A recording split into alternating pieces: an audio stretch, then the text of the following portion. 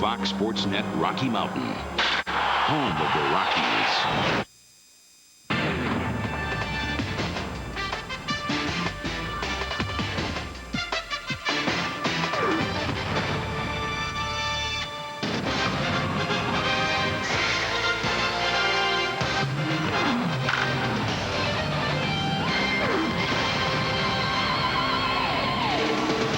Welcome back to the Rockies. A gorgeous Monday, and we're ready for baseball. At the corner of 20th and Blake, the Rockies coming to Coors Field today with short-term memory, trying to forget all about yesterday as they get set to take on the Expos of Montreal. Hi again, everyone. I'm Dave Armstrong, along with George Frazier. George, the skipper, likes to say that you're only as good as your next day's starter, and today it's Jamie Wright. Well, I couldn't agree with him more in that respect, because it's the starting pitcher, and that's where the ball game starts, is with him. And take the last outing Jamie had, throw it out the window, forget about it. San Diego, severe conditions is just not any fun. But the start in San Diego, he was outstanding. 6 great innings. And then you take a look at the scouting report on Jamie Wright. 2-seam fastball. It's a hard sink, run in on the right-hander, slider, and a very good changeup. Needs to use the changeup even more so, I think, against this ball club. This ball club's a very good fastball hitting ball club. Well, it's become a cliche, but the Rockies are hoping they have the right stuff tonight, as Jim Leland hoping his club can rebound today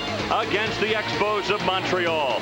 It's Expos and Rockies, and it's coming up next.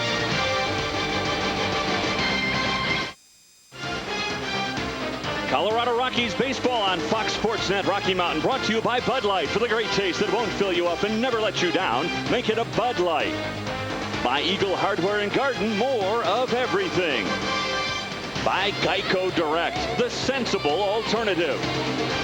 And by La Quinta Inns. The next time you're on the road for business or pleasure, make it La Quinta Inns. Call 1-800-NU-ROOMS.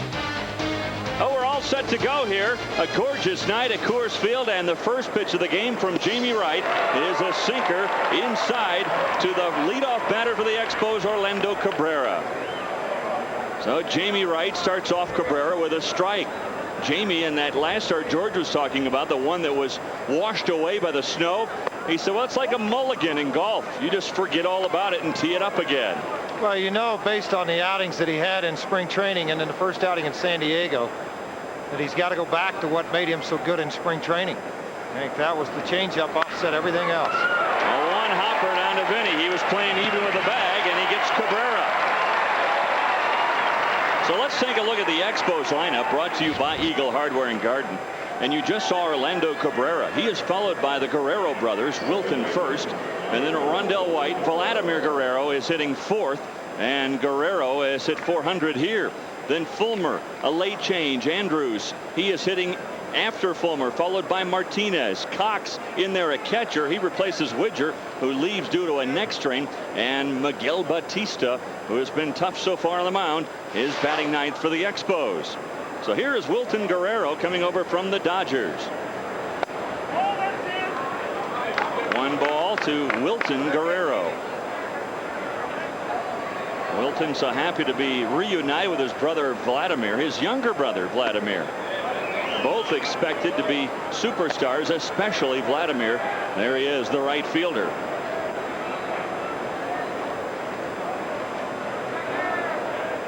Two and out, the count to Wilton Guerrero. That's a strike. As we look at the defense and the pitcher, the pitcher Jamie Wright, brought to you by Checker Auto Parts. You see the one start, 150 earned run average, 6 innings, 7 hits, 2 walks, 4 strikeouts. That against San Diego. Bouncing ball, Perez comes in to get the big hop, throws across his body, 2 up, 2 down, and 2 ground balls, George. Well, that was just one of the keys I was going to bring up. You can tell when Jamie Wright is successful is when the ball's sinking, you get a lot of ground ball outs. So far, so good for Jamie Wright. 2 up, 2 down, and now Rondell White. I was visiting with Gene Glenn, former coach for the Rockies, now with the Expos, about Rondell White and that great catch he made a couple of years ago here at Coors Field when he injured his spleen. And he said, boy, he made one yesterday in New York that would rival that one. He was playing left field and he made a terrific catch. Rondell gets jammed a bit, but able to force it out to right center for the Expos' first base runner. So now we look at the defense for the Rockies. And in the outfield, it's Bichette, Hamilton, and Walker. Castilla already 3 errors this year, including 1 yesterday, 1 of 4 for the Rockies. Perez, Lansing, and Helton around the infield, and Manwaring is behind the plate. Here's Vladimir Guerrero. Well, not just promise for Vladimir, but he is starting to deliver. Look out. Boy, hit that ball hard right back through the box. Well, with Guerrero, he's a very good low ball hitter, and he's a free swinger.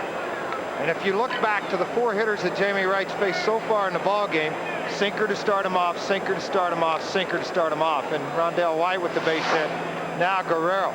You can see how his hands will explode. That pitch is down in the strike zone. That's a good pitch by Jamie Wright, but a good job of hitting by Guerrero. And Vladimir last year, what did he do at the age of 23? He hit .324 with 38 homers and 109 ribbies.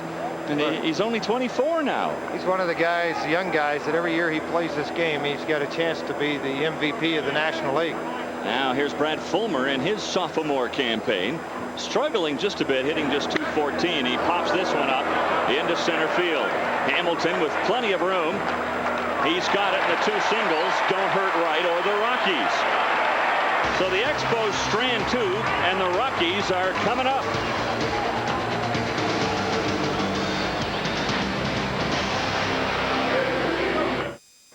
Now Jim Leland looking over his lineup card, so why don't we? Brought to you by Eagle Hardware and Garden. Leading off again for the Rockies. Done a terrific job, Darryl Hamilton. He's followed by Nafi Perez. And we're going to show you some numbers against Montreal. First from Larry Walker. Bichette follows Walker. Then from Castilla and Helton. After that, it's Lansing, Manwaring, and Wright. They're going to face a tough customer today. The Checker Auto Parts pitcher for Montreal is Miguel Batista with the best ERA in the National League right now. Yeah, that's somewhat surprising simply because based on numbers in '98, he's 3-5 with a .380 earned run average. He's pitched against the Rockies before, .560 earned run average, but has turned everything around this year. 2-0 with a 1.10 earned run average so far on the year. Obviously a very good fastball. Curveball, slider, mostly a slider, and a changeup. Well, the defense behind Batista.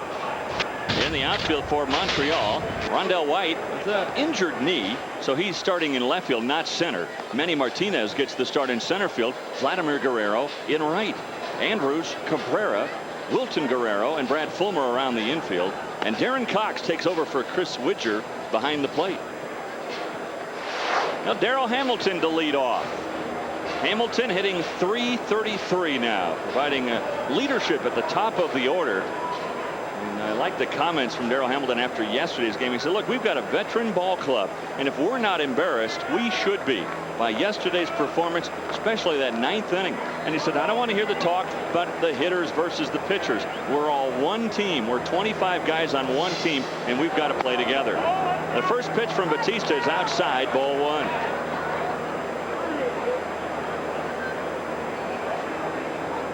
Batista has faced the Rockies before, as George mentioned, but all in relief. This is his first start at Coors Field. And that's got to have some effect on your mental aspect of the game. You might not throw a 4-seam fastball right down the middle behind in the count. Behind here, and Hamilton taking a strike, and it's 2-1. Hamilton, we mentioned his .333 average. How about his on-base percentage? .447. Fouls this one out of play, and a fastball at 93 from Batista. And he's checking back with Charlie Relaford, the home plate umpire, to make sure that was a strike that he was swinging at. And a lot of hitters will do that. Turn around and ask the umpire, is that strike? Yeah, that's strike. You swung at it, didn't you? What else are they going to say? Yeah. Setting up inside Cox. That's where the pitch goes. Jammed him, and he pops it up to shallow center. Out goes the shortstop, Cabrera, to make the catch. One thing Batista has accomplished in spring training, it has gotten very good control of his fastball and been able to locate it. Last year with Montreal, 135 innings, but he walked 65 batters, gave up 141 hits. What's helped him get into the starting rotation, obviously through trades, injuries.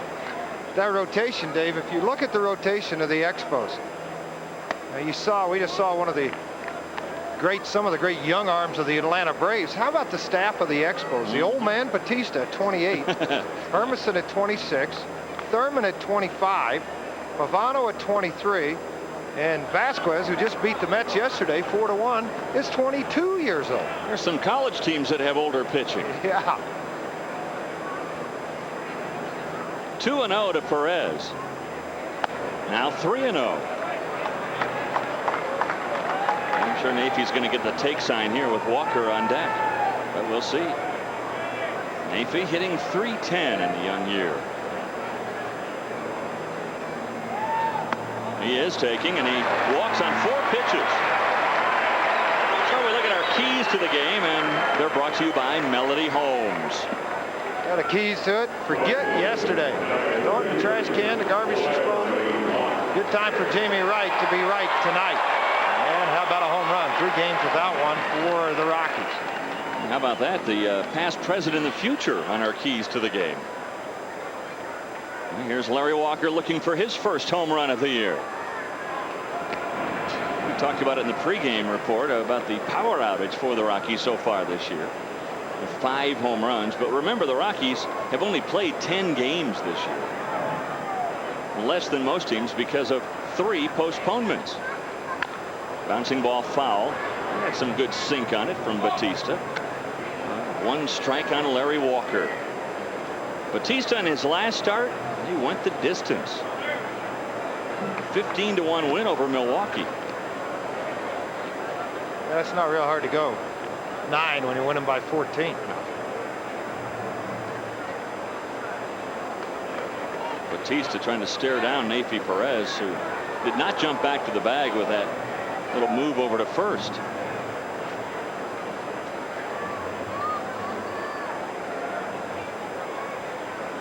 Now he goes back. In that start against Milwaukee, he allowed just 1 run on 6 hits. Batista. In the previous start, 7 1/3 against the Mets, and won that game 5-1. Again, giving up just 1 run, and that time on 5 hits. 1 ball, 1 strike to Walker.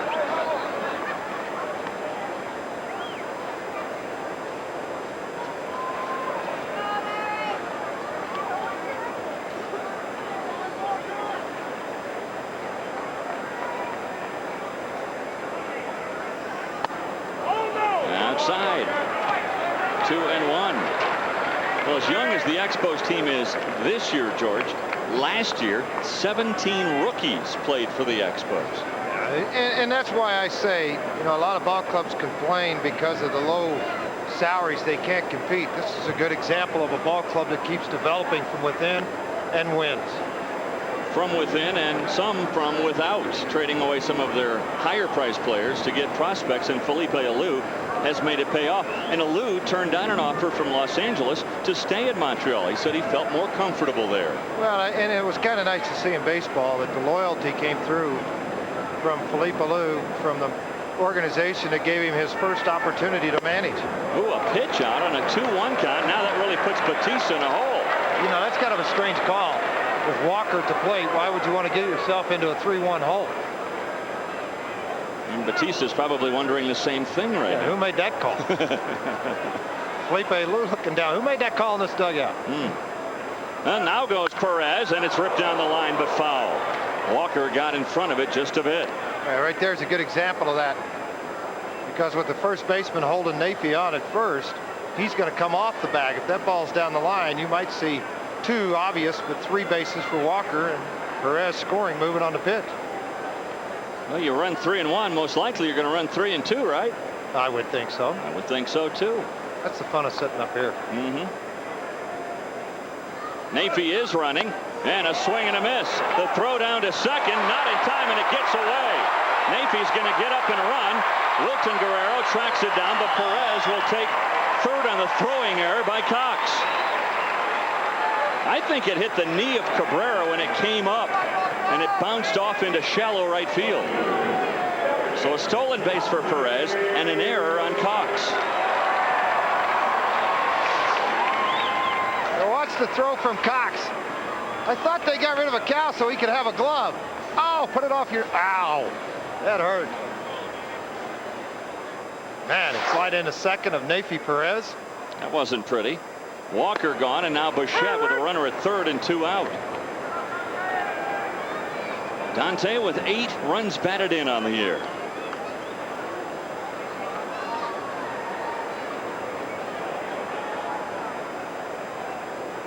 Two for 5 yesterday for Dante, his 4th multiple hit game of the year.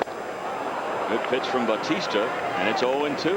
Well, what's hard for Rockies hitters too is Bautista's only thrown 4 ball games all of 98 against Colorado, 10 2/3 innings. So how many times has Dante seen him? Maybe 3. So now you try to make that assessment of what he's going to throw you. A lot of young pitchers learn early and change speeds, do some different things. Bichette faced him 6 times. He's 3 for 6, 500 average. I just said he faced him 3 times. All of a sudden he faced him 6 times. 3 for 6. Oh, okay. It's new math. I see. Reverse order. And Dante has come through with 2 outs this year. 4 of his 8 RBIs with 2 out. Fights that one off to stay alive, and it's still 1-2 to Bichette. The Rockies trying to take the early lead here in the 1st inning. Well, the Expos in town. Well, maybe it'd be fun to do today's broadcast in French.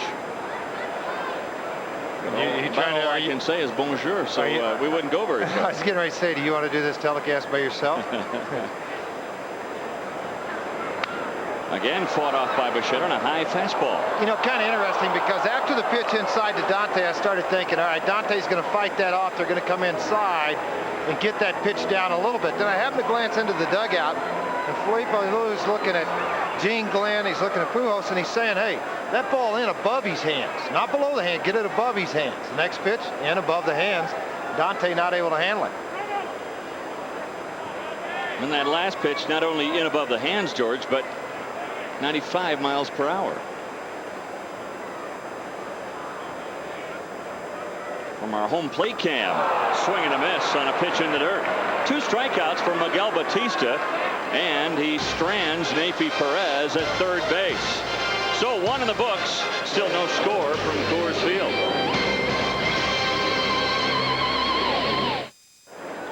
Now we're set for the 2nd inning, no score.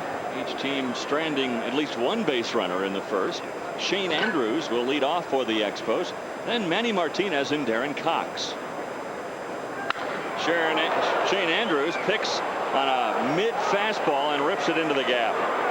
It'll be at least 2. Andrews thinking 3. He'll stop at second though. A lead double for Andrews.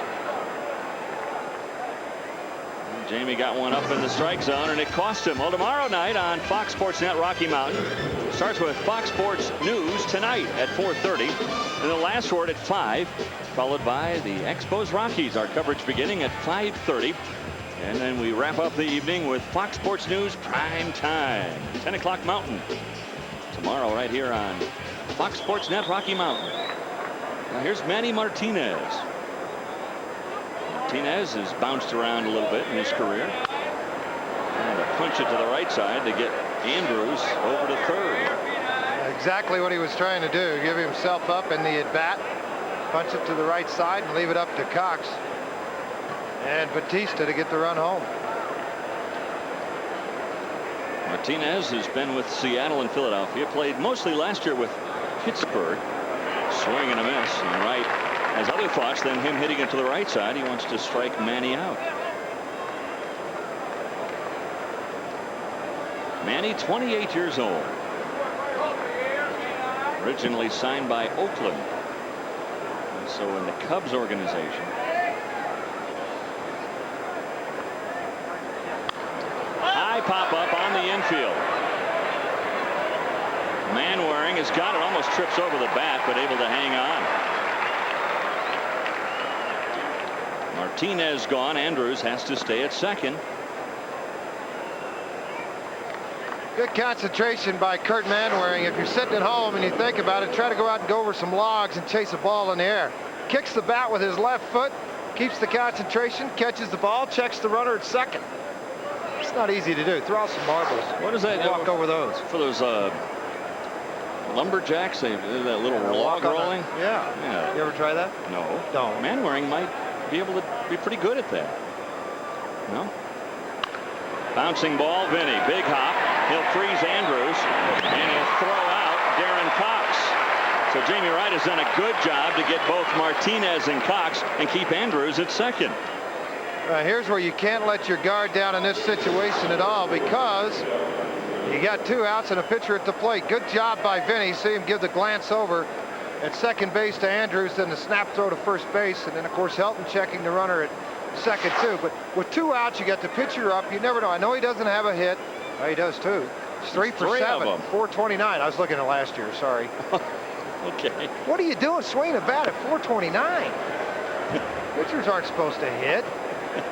Not like that. You know, they update these stats usually after every game. I thought it was after every year. Oh, okay. It's not? No. Dang, learned something new again tonight. Well, there you go.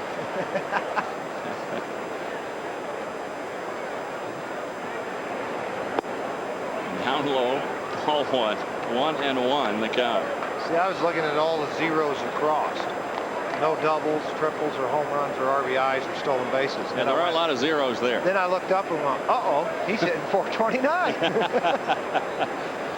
Pop him up. Strike him out. 1-2. Good fastball from Wright, clocked at 92. Now bring your group out to Coors Field. An exciting day of baseball this year. Every group of 25 or more receives seats together, a scoreboard message, a group poster, and a complimentary ticket to a future game for the group leader. Oh, I know why. About the special group and senior group discount dates. Call the Rockies for more information. I know why Jamie's pitching so good tonight. What's that? He gave me a message before the ball game. Yes. Happy birthday, Mom. Oh. Tony Wright's birthday today. We wish Joni a happy birthday and hope that Jamie can make her birthday wishes come true. Did he go around? Nope. And it's 3-2 now to Bautista.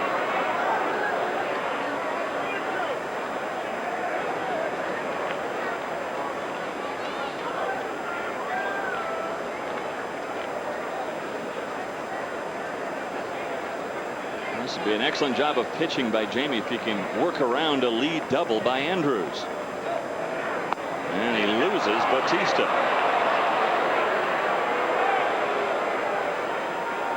So now he has to go back to work on Orlando Cabrera as Jim Leland makes note of that walk to the other pitcher.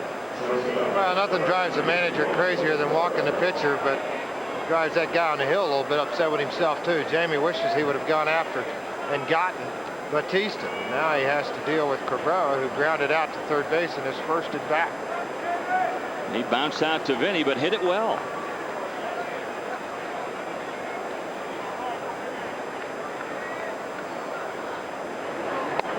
Good slider from Jamie Wright. Or was that that was more than a slider. That was a curveball. A little mixture of a curve, slurve. This one you try to throw a little bit harder, take, put it on the outside half. Get to 2 breaks, 1 down and 1 across. Now the fastball. Look out. Pete McCannon, the third base coach, almost got nailed. Now he's looking for some help from the usher. The fan wants him. McCannon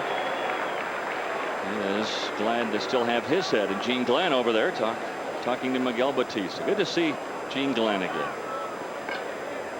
Enjoyed our visit on tonight's pregame report. Well, 2 strikes on Orlando Cabrera. Good pitch there on 0-2, and it's 1-2.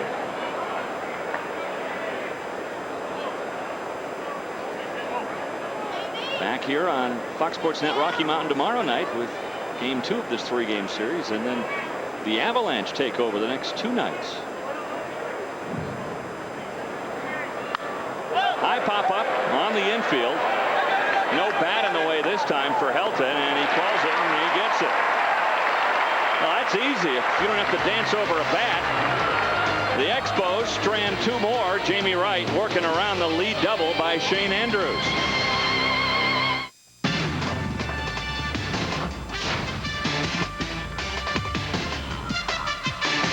Tomorrow on Fox Sports Net Rocky Mountain. We welcome you back to baseball. Rockies baseball on Fox Sports Net Rocky Mountain. 70 degrees at game time tonight. A gorgeous night for baseball at the corner of 20th and Blade. And we move to the bottom of the second inning. No score. The Expos have stranded 2 base runners in each of the first 2 innings. So this family hoping that Vinny Castilla can get things going for the Rockies in the second inning. And this kid wants him to hit it here.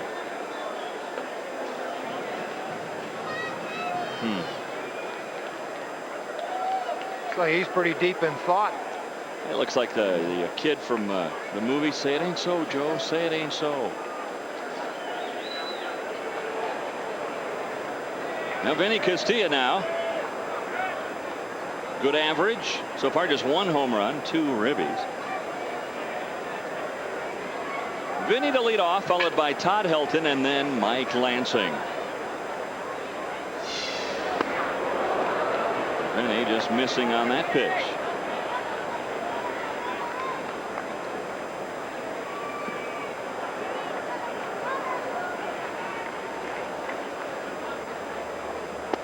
Strike 2. Good slider from Batista. Well, as George mentioned, 28 years old Batista. He's been around the block a few times. Mostly in relief in his major league career.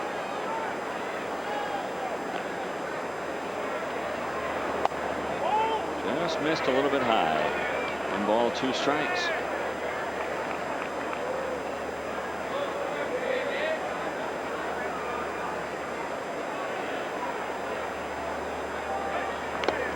Foul tip not held by Cox, so Vinny able to stay alive.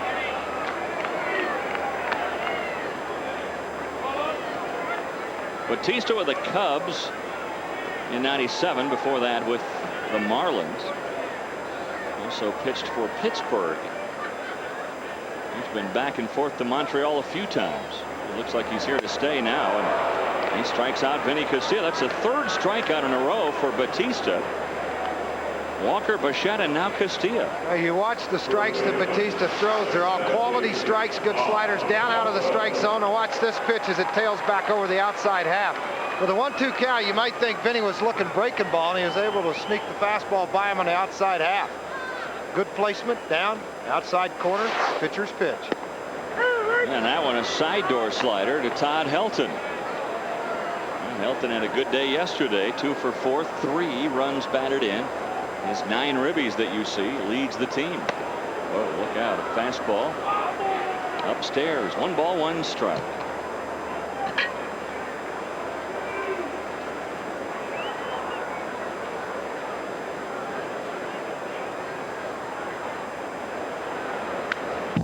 Helton goes out. You see the look on Helton's face after he took that swing, like, what am I swinging at? 1 ball, 2 strikes.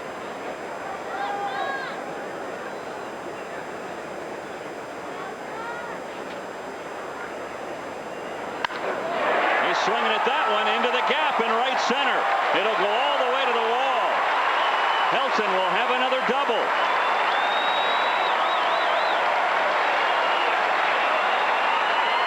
That is his 5th double of the year. Todd Helton started out slow as far as hits, home runs, and RBIs, but sure has come on strong as of late. 9 RBIs, 5th double right here. Watch how fast the head turns on Batista. Yeah, where'd that go? My drive, right center field for Todd Helton. Oh, is he a good hitter? It's a fun hitter to watch. Sure is. Now Lansing trying to get Helton home. Looks at a strike. Not very often do you see a young hitter come to the big leagues that has such a defined strike zone.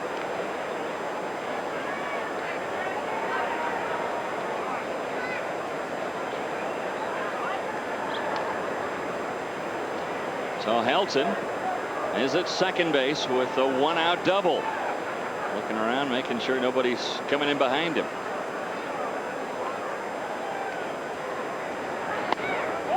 Inside, 1 ball, 1 strike to Laser, who was 0 for 4 yesterday, but Laser had one of the key hits in that brilliant comeback by the Rockies on Saturday.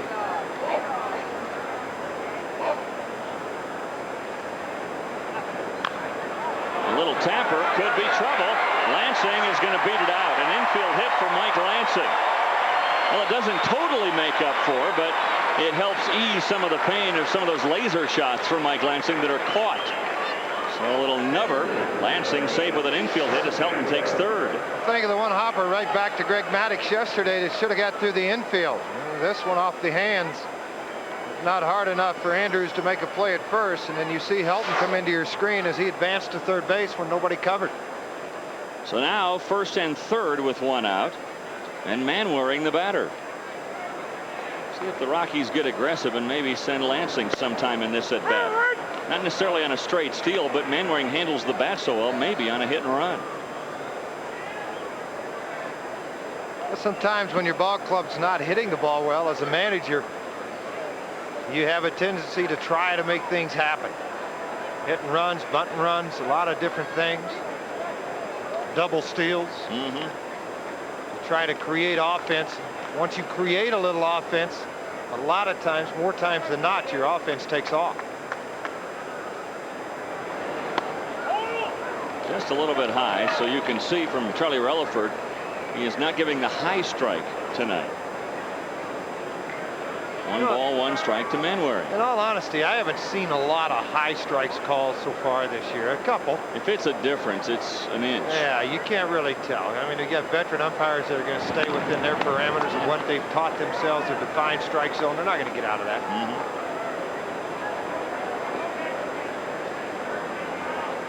And Charlie Relaford behind the plate. A good ball strike umpire.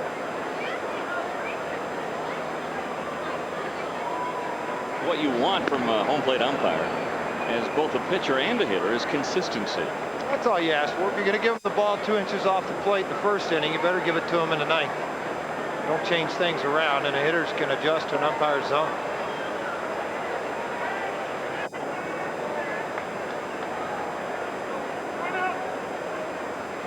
Manwaring wants time with the ball and a strike.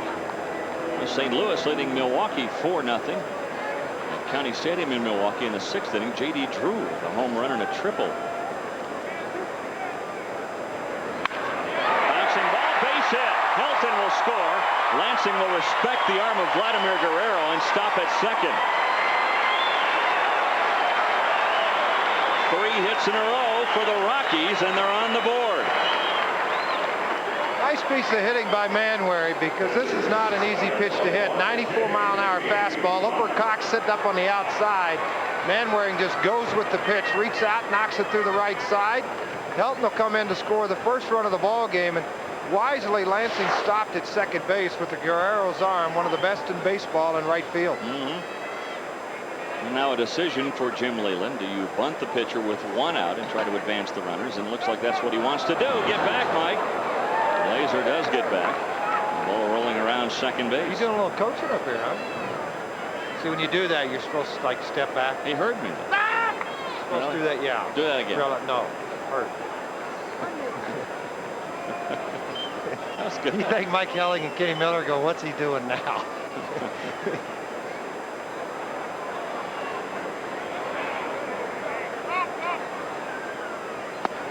Inside, throw down. Saved by the shortstop Cabrera. That one went almost into center field. They're really bird dogging Lansing down at second. Trying to get the big lead, so if he does get the bunt down, you try to get it safe. They're trying to get the double play. Cox takes a chance and fires it. Let's go back to the first pickoff try. This guy turned around the wrong way. Normally you would turn with your shoulder, left shoulder towards second base. He just turned funny. Yeah, it did. That wasn't pretty. No. 1 ball to Jamie Wright, still looking to bunt. And again, a toss to second. Lansing. He did it right that time.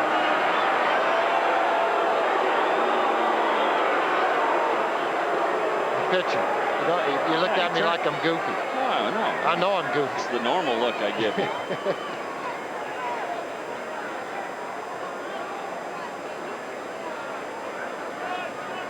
Both the middle infielders, Cabrera and Guerrero, are really keeping an eye on Lansing. Bunt, foul. 1 ball, 1 strike. That's the bunt you want to try to lay down, because you got Fulmer coming hard from first. Batista off the mound hard. You want to make Shane Andrews come and field that ball. That way it's a foot race between Cabrera and Lansing to third base. Andrews calling the play from third base.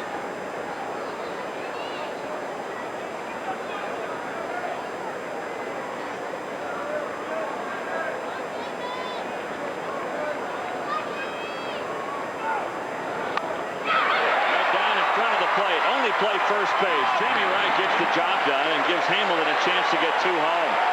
Lansing to third, Manwaring to second. Good job, Jamie Wright.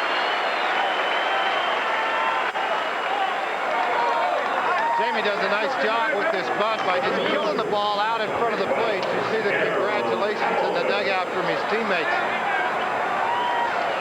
The guy that would like to congratulate him, Darrell Hamilton, putting the RBIs out there at second and third. And Hamilton, who hit so well last year with runners in scoring position and has won a ball game against the Braves the other day with a big base hit, gets an opportunity here in the second. So far 2 for 8 this year with runners in scoring position.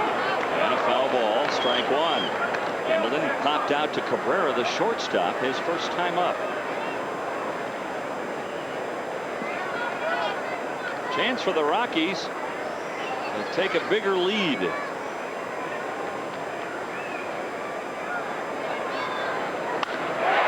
they do. Hamilton comes through again. Lansing scores. Here comes Manwaring. The throw offline, safe.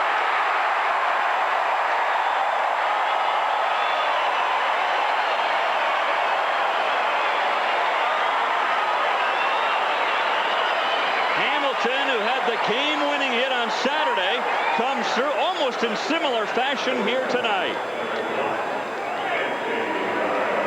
Hamilton does a great job with contact and driving the ball right back up the middle off Batista.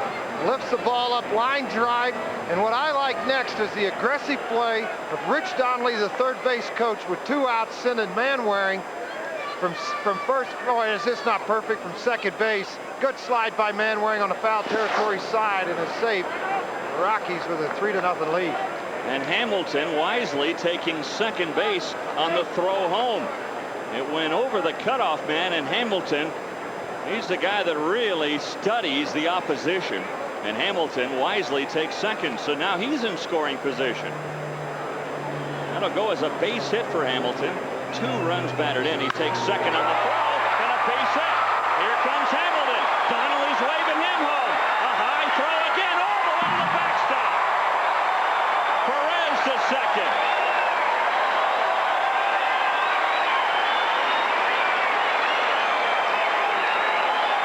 Martinez with 2 high throws home, and they've cost the Expos. He's trying to go all the way in without hitting the cutoff man at all. Watch him feel the ball in center field and the high arc on the ball. Cox looking at it, studying it the whole way. Off the screen, Batista gets it. Good hustle by Perez into second to get into scoring position, because sooner or later, Larry Walker's not going to hit 214 all year long. No, he's not. Well, Walker struck out his first time up. This inning began with a strikeout to Vinny Castilla. The Rockies have exploded. A double by Helton, singles by Lansing and Manwaring. Wright with a sacrifice to get him over to second and third. Hamilton got them both home with a hit. He took second on the throw home. Perez singles home Hamilton. He takes second on the throw home. So the Rockies offense has done everything right this inning. Wow, you did that all in one breath. That's awesome. There's a lot happening. Foul out of play. Well, you can go all the way back to the at-bat by Manwaring, because he took a pretty good pitch on a 1-2 count on the outside half of the plate, drove it up the right side for a base hit. That plate had 1 run, and then he got right behind him, right sacrifice. I mean, that's fundamental baseball. Absolutely. And the Rockies have put a 4 spot on the board here in the second.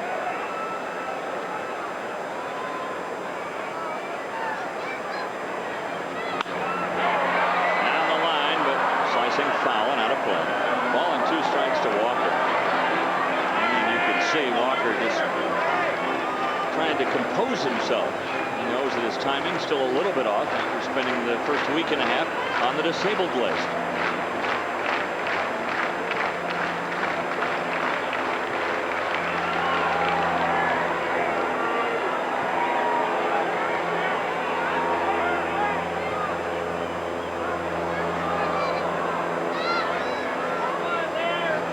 Keeping an eye on Perez.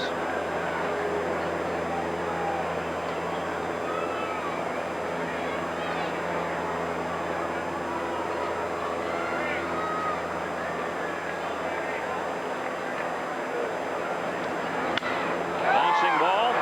Boy, a high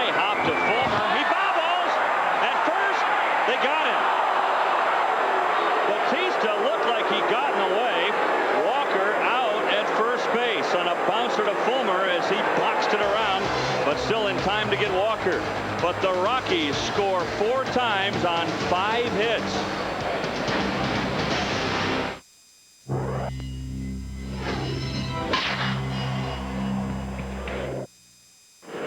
Rockies lead 4-0. 4-run second inning. We head to the 3rd. Earlier tonight on the pregame show, we answered a Merrill Lynch email question. If you have a baseball related question that you would like answered on the show, just email us at this address. Include your name and hometown. If we use your question on the show, you'll receive a free personal financial plan from Merrill Lynch, the Financial Foundation. I think it's important for Jamie Wright this inning, being the top half of the 3rd inning. Your team just gave you 4 runs. To take advantage of that and go out and attack the Expos in this inning. Right down the line. That one right over the third base bag from Wilton Guerrero. And he'll have a lead double here in the 3rd. Second straight inning, the Expos have led off with the 2-bagger. And the heart of the order coming up for Montreal. This ball hugs that third base line right over the bag. Man, you need a break. Just doesn't happen. Oh, Wilton aboard, and now Rondell White, who singled his first time up, a single to right center.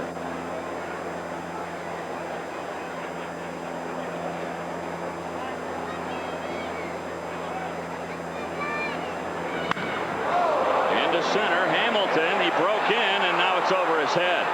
All the way to the wall. Hamilton will get it back in. Rondell looking like he wanted to go 3, but he'll stop at second. And Guerrero scores. Back-to-back doubles. The Expos are on the board. Well, the pitch to White's just a hanging slider. The pitch to Guerrero was a good sinker down and away. And look at the location of this slider. It stays right up in the strike zone, belt high, and he drives it to center field. Hamilton breaks in. Tough to recover. That ball hit very hard. He's got to go to center field. Your only option now is just try to keep White at second base. And now Vladimir Guerrero, who laced a single to center his first time up.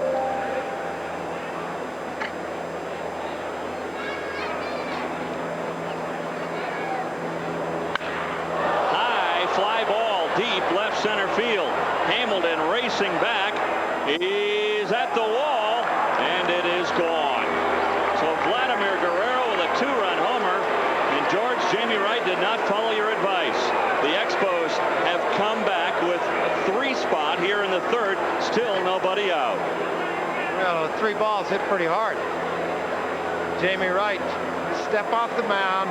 It's 4-3. And try to get back in your thoughts and get the ball back down in the strike zone. Let's look at the level of this.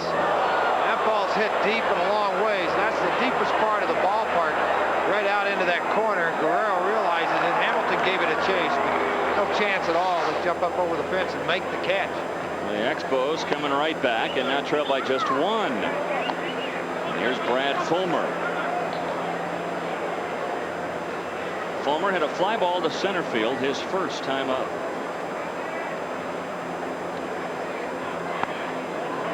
2-0. This is one of the things that costs a young pitcher, George, the big inning, something that Jamie Wright would like to try to avoid in 99. Maturity more than anything, and it all comes in one way or another. Some guys get it earlier than others. We've got some good help here in Milt May and Jim Leland. I think Milt May, being a former catcher, can really help your pitching staff in the thought process of getting guys out. Nobody can go throw it for you. You still got to go to the mound and throw it. Well, the thing he is preaching is to try to mix up the pitches, try to confuse the hitters, stick with a game plan. Bouncing ball down the line, smothered by Helton. Right to cover. What a play, Todd Helton.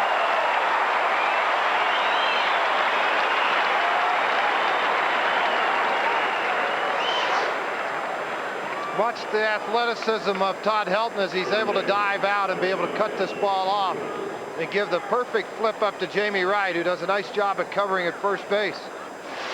Yeah, those are the kind of breaks you need, Dave. If you think back to the first double, Guerrero's ball hugging the line, going, being a fair ball just over the top of the third base bag. I mean, that's not the type of break you need And I'd like to see the confidence. I mean, Jamie's confidence should be very good right now. And the reason I say that, he worked out of a couple of jams in the first 2 innings of this ball game. But in this inning, has given up 2 doubles and a home run.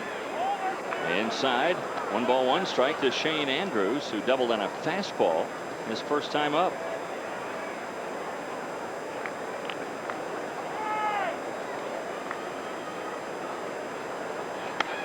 Pops this one foul, and it will find the spectators. 1 ball 2 strikes to Andrews.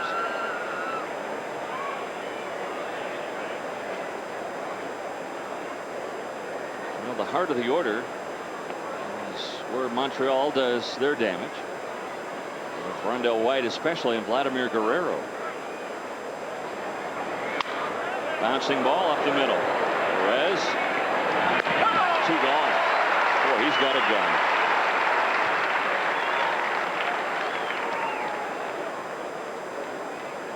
I love the way he throws.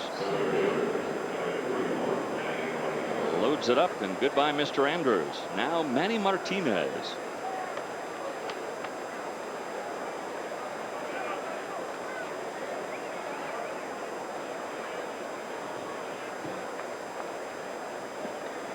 Martinez popped out to Manwaring his first time up. That's when Mano was dancing over the bat. Good fastball. Boy, that had a lot of movement on it. Strike 1 to Martinez.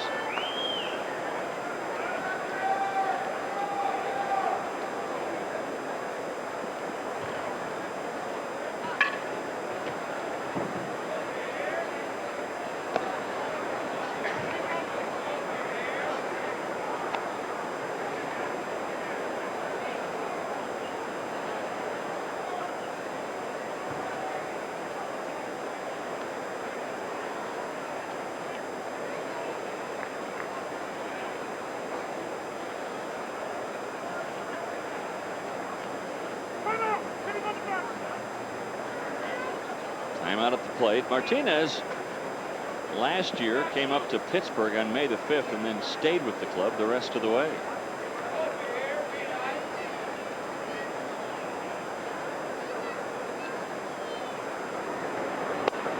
Low 2-1. A lot of times it takes somebody to believe in you and give you an opportunity to play.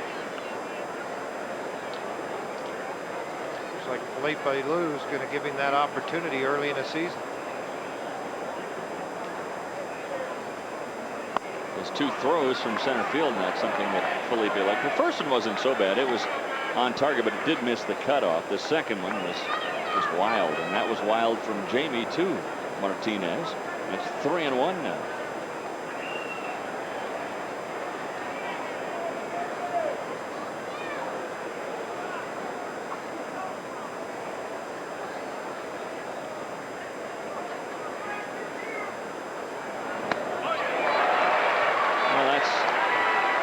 Good pitch from right, and that spot in on the hands. 3 balls 2 strikes.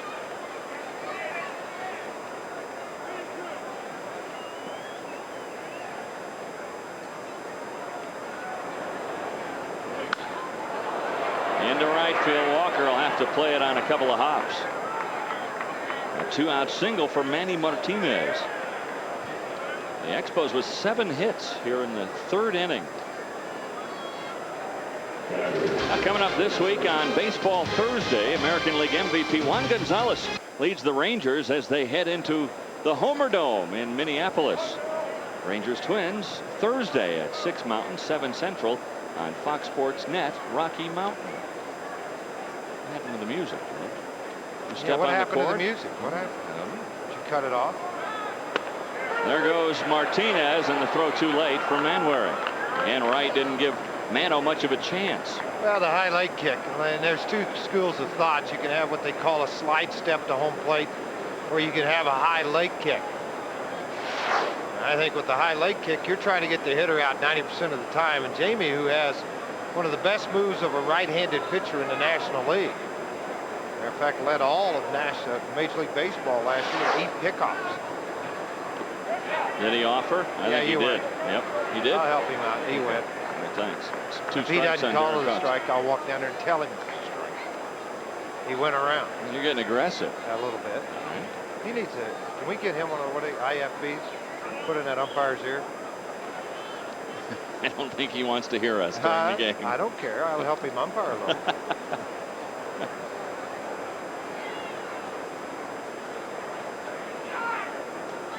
Look out. Well, good stop by Manwaring. You see how soft his body was in smothering that? You just got to give yourself up, particularly with the runner at second base. You don't want him coming on over. And watch how a veteran rolls those shoulders forward, blocks that pitch. See, I just gathered it all up into the middle of his body and bounces back up again. How about if he had $1 for every time he squatted to catch a pitch? What's that? In his career. He had $1 for every time he squatted down. Lansing can't smother it. Walker charging. They're going to send the runner. Here comes the throw. Safe. Throw to second. Safe.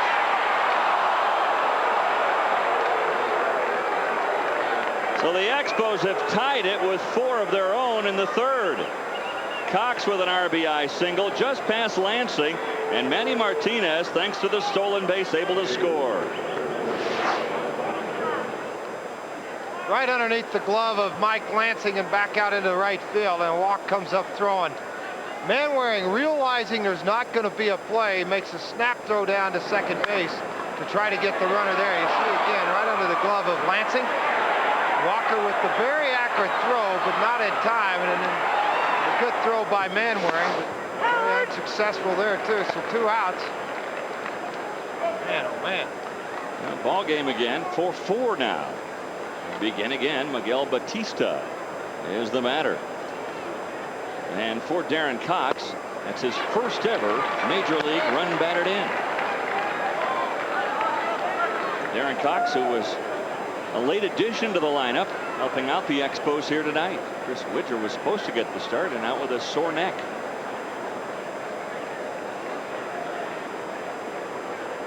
Swing and a miss. Down goes Batista. Well, that'll finally end the third, but Jamie Wright runs off, knowing he gave up a 4 spot.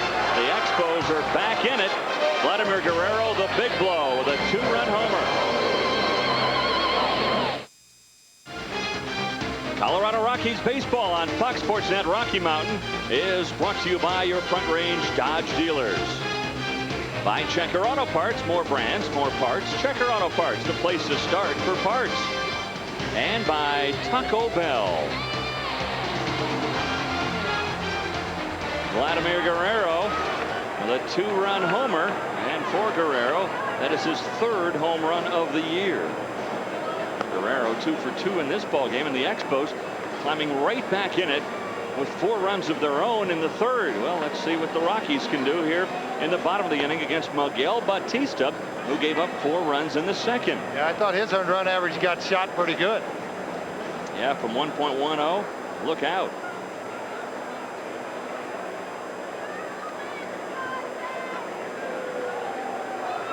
Speaking of earned run average, the Metro Brokers, Fox Sports Net National League leaders. Right now he leads, but boy, after today he won't. Bohannon, look at that. He'll pitch tomorrow for the Rockies. 1.88. Dante Bichette goes after the first pitch fastball and fouls it out of play. A gorgeous night for baseball. Nice to see the guys in short sleeves. No sweatshirts. Again a fastball. And again a late swing from Bichette. 2 strikes. Dante struck out his first time up. The sun glistening through the rafters at Coors Field.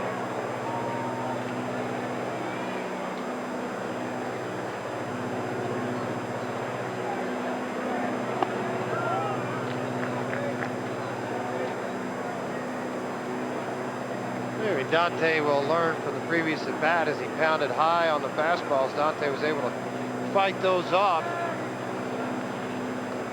Struck him out with the slider away. A shot speared by Cabrera. His throw to first is dug out by Fulmer. Nice play, Orlando Cabrera, to rob Dante Bichette. Yeah, Dante can't hit it any harder than that. Sweet part of the bat, one hop line drive. Cabrera able to make the play. It spins him all the way around. You can see he goes after the ball, knocks it down. Comes up, makes a strong throw just in time to get Dante. Now Vinny Castilla, who struck out his first time up.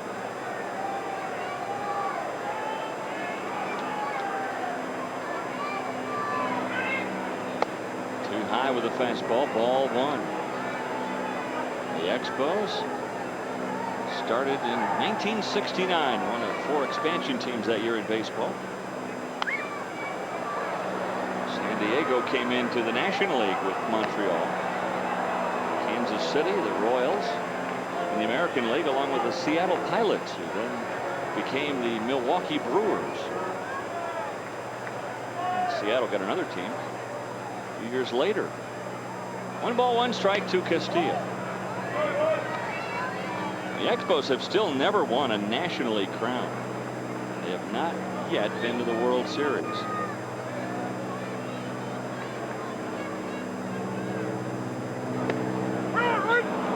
Slider caught the edge. Vinny didn't think so. Think back to the ball club they had in 1981. Steve Rogers, That's right. one of the starting pitchers. Had a very good ball club. Andre Dawson. Lost in the playoffs that year to Los Angeles. Gary Carter. Catcher on that ball club, Warren Cromartie. Fastball goes by Vinny Castilla. That is the 4th strikeout for Batista, and the 2nd time he has rung up Vinny. And you talk about the Expos. Obviously, you have to bring up the young talent, Dave, but you've got to think also they're kind of in limbo of where they'll play, and I think their fate's been pretty much sealed. They'll try to move to the States, I think, after this year. That's my opinion. Just stopped drawing. They drew 35 or 40,000 the first game, 20, and then all of a sudden for a 3-game set they get 15,000 people total. Yeah. Well, there's a lot of talk still about trying to build a stadium downtown. And they tell us, the folks from Montreal, that baseball is going to make a decision about the next month whether to force the Expos to put the club up for sale. They cannot get the funding for the stadium. The owners have not come up with the $120 million that it would take to build the new downtown stadium. The government said they would give the owners a tax-free loan, but they have not offered to buy the stadium. 3 balls, no strikes to Helton, who doubled and scored the Rockies' first run. Like he had a green light if he liked it, but he takes ball 4. I think as a manager, about the only time you take the bat out of one of your hitters, particularly let's say a Walker, Castilla, Helton, is if you feel like they're in a little bit of a slump and it's 3-0, you want to prevent them from swinging at bad pitches again. So what you do is you try to create a good strike zone for them. They're swinging a bat as hot as Todd has been recently. Turn him loose. Felipe Alou moving Shane Andrews a little bit closer to the line with 2 out here. Lansing, he singled his first time up. The next best chance, George, for the Expos was in '94. They were leading the Eastern Division, and then along came the baseball player strike that canceled the rest of that season. I wonder where all that lineup is now. A little bit of it is here. Larry Walker was on that team. Boy, they lost everybody, and a lot of people in Montreal think that that really cost them maybe a franchise in that city. Lansing, boy, he just got in front of that one. It certainly had the distance, but he yanked it foul.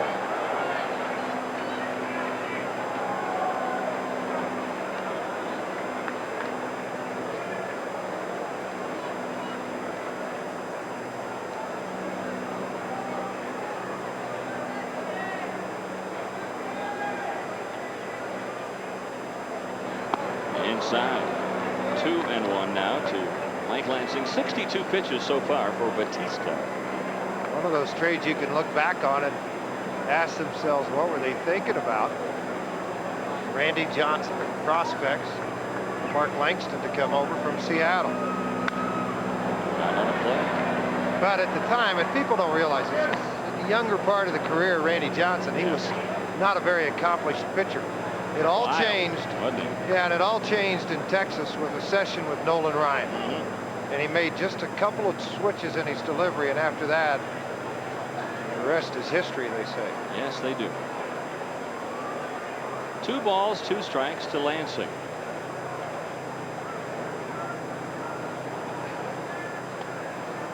Courtesy toss to first.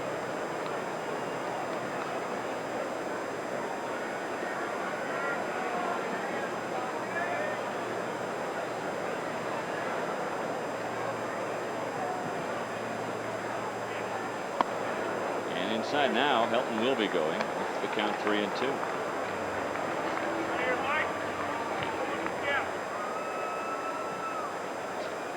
Nice Alou knows Mike Lansing's game well. Well, I was just getting ready to say it was nice to see in batting practice as the Expos took practice. Laser came out, shook the hand of Alou.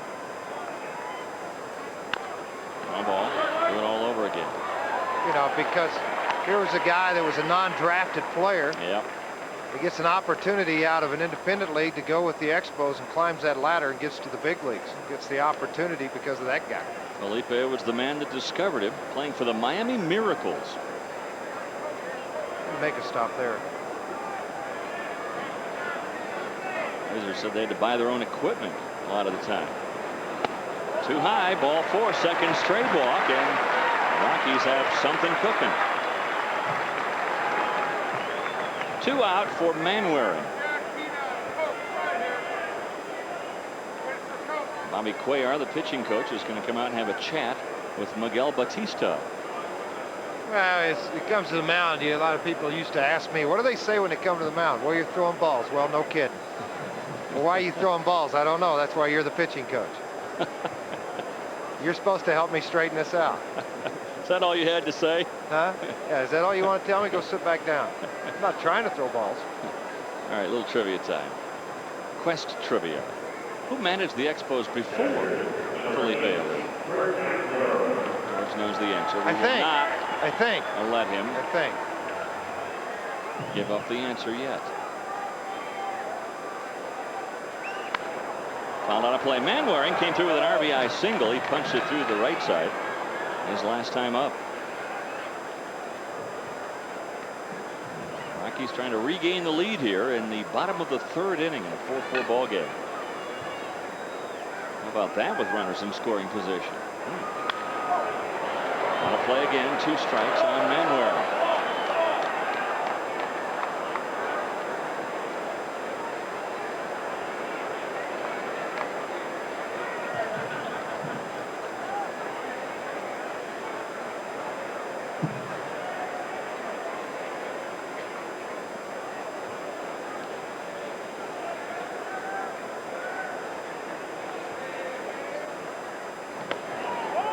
Inside.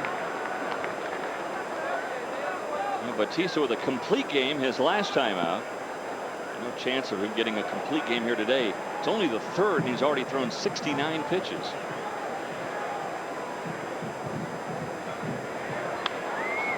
Manwaring makes him throw 70.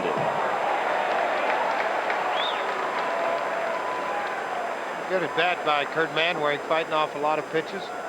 Try to get the count to his favor and a pitch he can handle.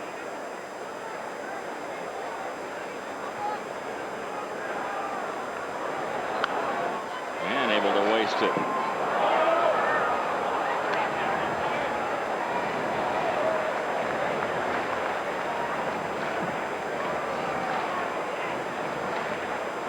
Felipe Alou took over as the Expos manager in 1992, if that helps you any.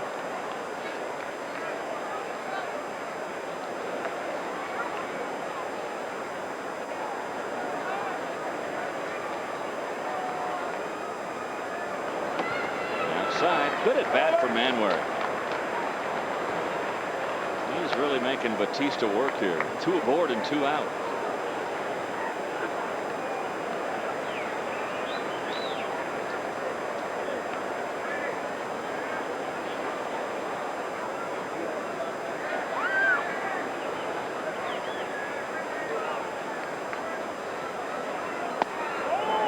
And just missing. Now 3-2, and the Rockies had the advantage here of being able to start both runners. And with the good arms in the outfield, that is an advantage. A big advantage. with the arm in right field and even White's in left field. We've seen Martinez's arm on 2 throws, although a little off target, still a strong arm. Got him looking. Manwaring thought it was inside, but called strike 3. 5 strikeouts for Bautista, but Manwaring made him extend to a 3-2 count. We're tied at 4 after 3. Welcome back to the 5th inning, a wild 4th, as the Rockies get 4 runs. They're all earned. Boy, the mental error by Wilton Guerrero and Brad Fulmer costing the Expos 3 runs. Here's Vladimir Guerrero. He had a physical error in that 4th inning, a ball getting under his glove. Well, what's frustrating for Jamie Wright, you can make a great pitch on this guy, which he did earlier in his first at bat. You get a base hit off of it. Such a free swinger. The way you beat him is you get ahead of him in the count as Jamie has now. 1 ball, 2 strikes, and continue to keep the ball out of the strike zone. As good as he has done hitting the low pitch, do you maybe elevate it a little bit with this guy? Well, if you do, you don't leave it out over the plate. You Right. get it in above his hands where he can't handle it.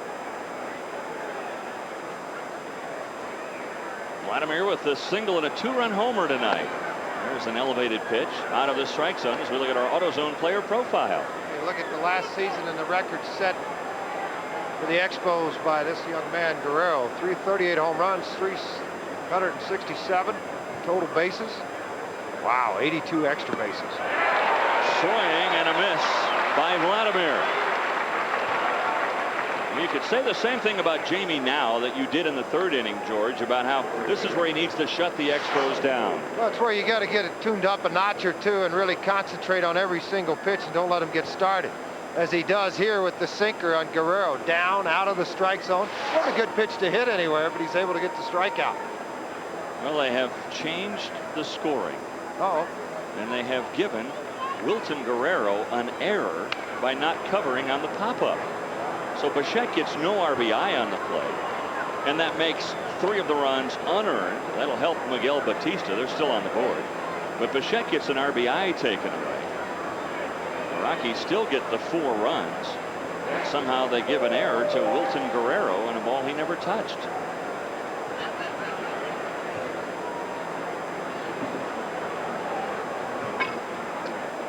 Just say curious. I give. Brad Fulmer with the 1 strike count.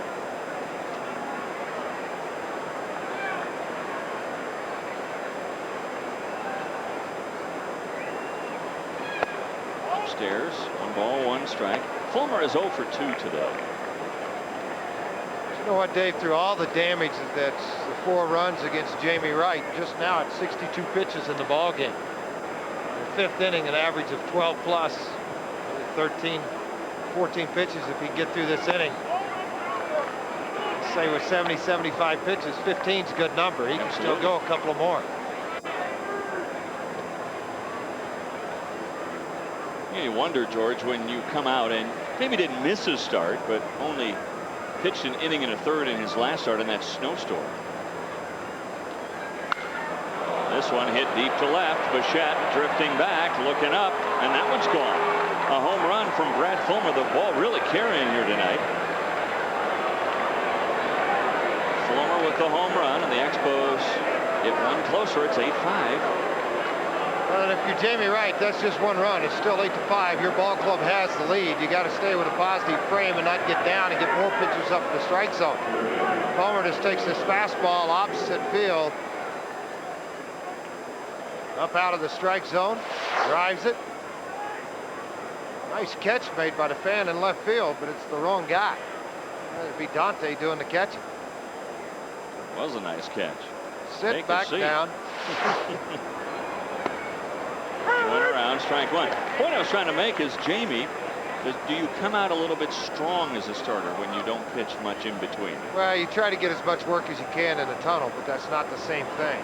So when you do come out strong, the pitches rise in the strike zone. When he's got hurt tonight, the ball's been up in the zone. Right.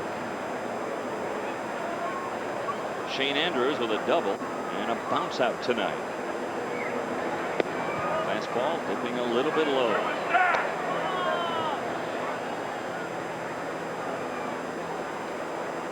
First of 9 with Montreal for the Rockies, 6 of them right here at Coors Field.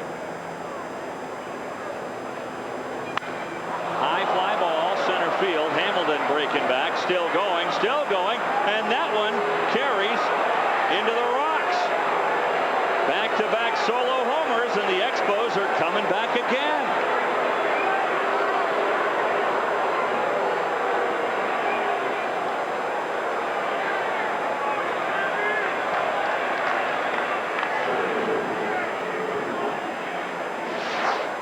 The hitters feeling pretty bad about the last couple of plays made down in the last part of that inning to let the Rockies carry it on. Shane Andrews makes one of those pay as he drives this one all the way to center field. You get a good look at it from behind home plate. Jamie realized after he threw the pitch, he wishes he had a string on that yo-yo to pull that one back. So it's a 2-run lead for the Rockies. 8-6 our score. We're in the 5th. Shane Andrews, only 15 games here. 7 home runs. What does that project out to over 81 games? A bunch. Thanks. Well, did you think I would add that up that quick? In your head, come on. 15, carry the odd. That's odd.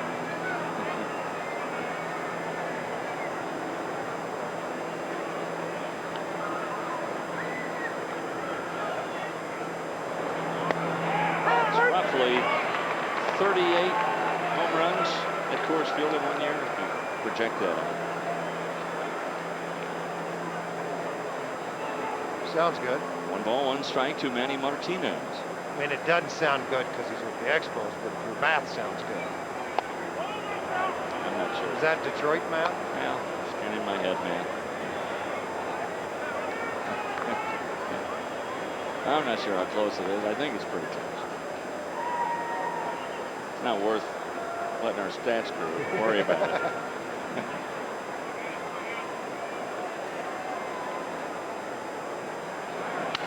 Broken bat, that one into right center.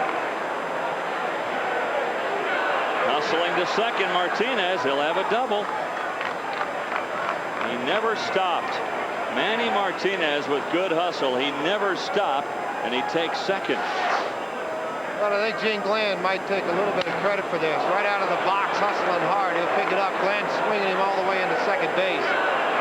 Turns at good speed by Martinez. Slides ahead of the throw from Hamilton. Chuck McElroy warming up down in the Rockies bullpen. I think Jim Leyland thinking, I got a 2-run lead. I'm going to stop the bleeding early. Well, he'd like to get Jamie through the 5th to try to get him a win, but he doesn't want to lose the game in the process. Now Darren Cox, the batter. Outside, ball 1, right up to 73 pitches, so the pitch count not troublesome, but the 12 hits and 6 runs are.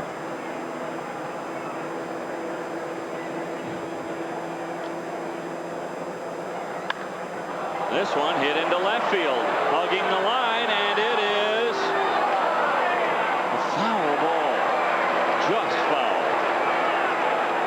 Inches shy of tying the game and being Cox's first major league home run. How foul's this ball? Watch it fly as it goes right by. Good call. Ooh, that's about a foot or less. Well, Felipe Lou's out to talk right now to Dana DeMuth and said, did the ball go foul behind the pole or in front of the pole? Felipe, you want me to get you a camera? Give you one of these monitors. It was foul. It was just foul. If it would have been fair, I think you'd have seen more than Felipe going crazy. The only thing we missed was Darren Cox doing his Carlton Fisk impersonation, trying to keep that one fair. Yeah.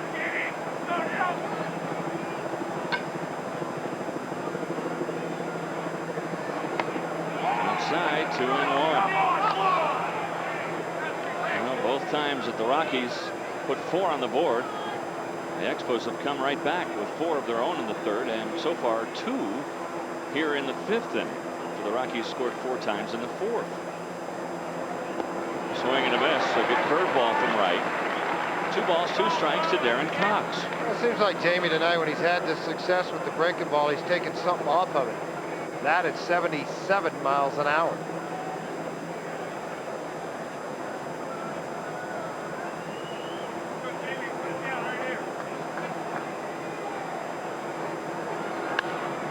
Line drive. Lansing's got it to the bag. Got it! Double play! Good play, Mike Lansing, to double up Manny Martinez at second. That avoids any further damage, and the Rockies go into the dugout with a 2-run lead at the halfway point at Coors Field. Miguel Batista, a complete game win in his last start, a 1.10 coming into this game, but he leaves here today after pitching just 4 innings, his shortest outing by far of the year, and the Rockies leading 8-6. J.D. Smart coming in to pitch on our Dodge pitching change. He comes in a tough situation. His ball club down 2. The Rockies swinging the bats very well. His job will be to try to shut down the Rockies. You see, he hadn't won or lost a game. 7 innings, 8 hits, 6 walks, 3 strikeouts.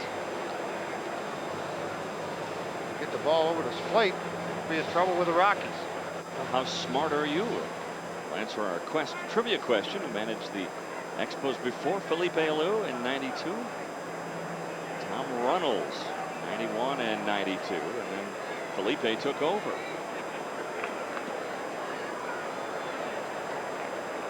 Well, Michael Barrett takes over behind the plate on a double switch. Bouncing ball, Lansing. Andrews moved around that ball so he could get a good angle on the throw, and Andrews gets Mike Lansing. Andrews does a nice job of being able to get out and circle this ball and get his feet under him and able to put the proper footwork to make the throw to first base, and is able to retire Mike Lansing. First out here in the 5th inning. Nice play, Andrews, and now here's Manwaring.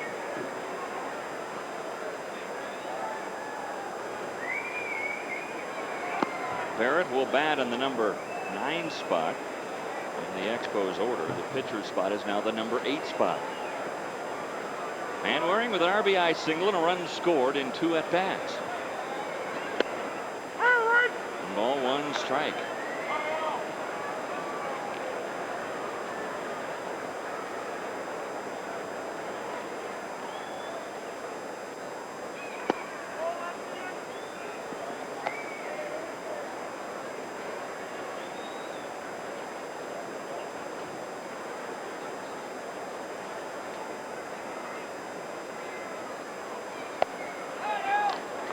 Three balls and a strike.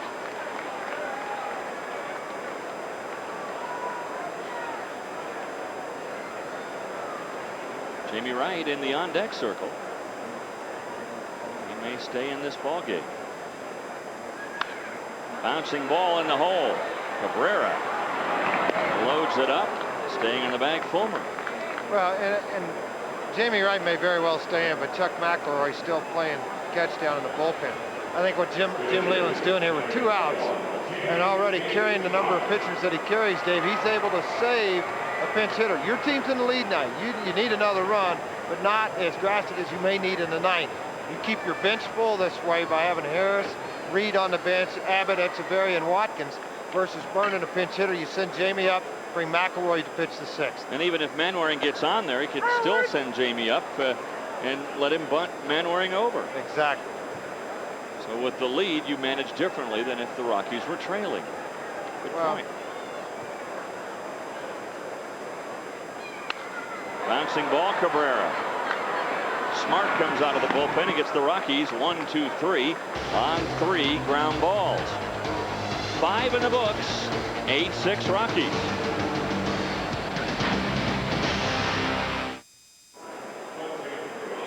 Well, we go to the 6th inning. There is a pitching change we'll tell you about in a moment, with the Rockies leading by 2.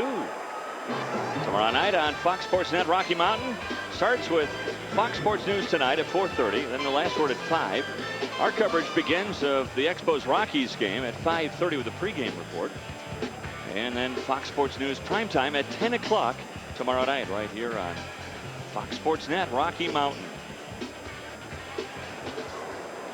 Well, this young fan excited that Chuck McElroy is into the game. So Chuck McElroy on in relief of Jamie Wright, who went 5 innings, enough to pick up the win if the Rockies hang on to this lead.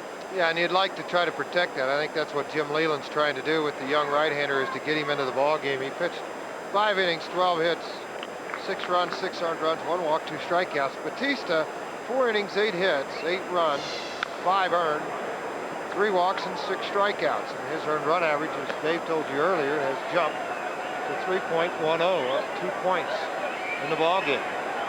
So it goes from 1.10 to 3.10 in his first start at Coors Field. And Batista heading to the showers. Barrett to lead off. High pop up. Somebody call for it. Lansing does. Uh-oh. Oh, able to make the circus catch. Lansing hung with it and able to make the grab. Oh, it's really kind of strange. There's not a lot of wind tonight. This ball's popped up very high. Laser, thinking it's going over farther into foul territory, realizes it's coming back, circles over, makes the basket catch and the out. Larry Walker looks up thinking, man, I thought that was way over there. How'd it get back over towards center field on us? 1 up, 1 down. Now Orlando Cabrera.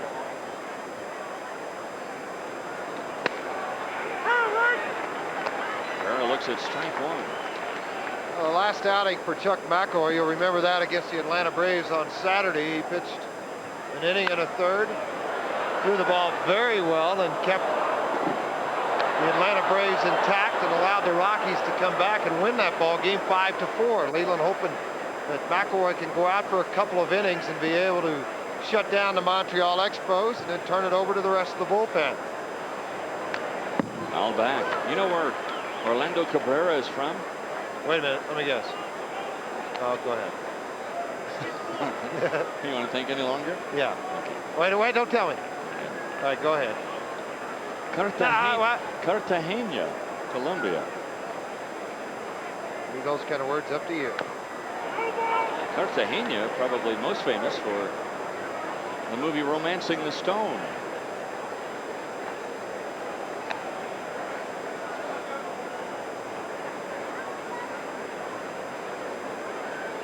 Two strikes on Orlando Cabrera. You just left me speechless. You know it. Which isn't a bad thing. Well, you know how I can handle that, don't you? Okay. Oh, I'm sick, Mike. Sorry, Mr. Helling, Mr. Miller. I gotta go. No workman's comp though for tonight. Cabrera wants time.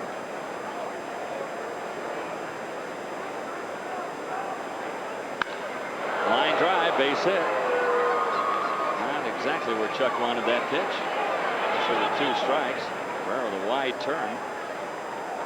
1 out single for Cabrera. Hey, visit the official website of the Rockies at www.coloradorockies.com. Players' bios, interactive games, a special kids section, ticket information, and up-to-the-minute press releases. Join the excitement of Rockies baseball on the internet. www.coloradorockies.com.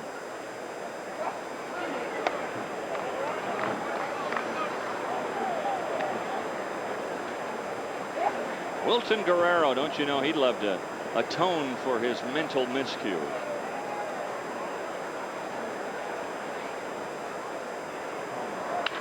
Bouncing ball, Perez to second.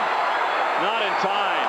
What a terrific play by Nafee, but he couldn't get anything on the throw, and Cabrera safe at second. An infield hit for Wilton Guerrero. When you have a runner on first base as a middle infielder, you shorten it up a little bit and you come in. See Nafee in on the dirt, dives, fields the ball, gets up enough to make the throw to Lansing. It's not going to be in time to get Cabrera, a very fast runner. Look at that, he lays out, gathers himself and makes the play. It probably saved a first and third situation. Well, now the heart of the order coming up, Rondell White and then Vladimir Guerrero. 2 aboard and just 1 out. Manwaring wants to talk things over with Chuck McElroy. Gives us a chance to peek at the scoreboard and see that St. Louis, behind the heroics of J.D. Drew, still ahead 6-0. One at Milwaukee. That one in the 8th inning. Tampa Bay has beaten Boston 4-1 in the American League. Chuck ready to go to work. A slider inside, ball 1. Hoffman Stadium, the Royals leading Minnesota 3-1.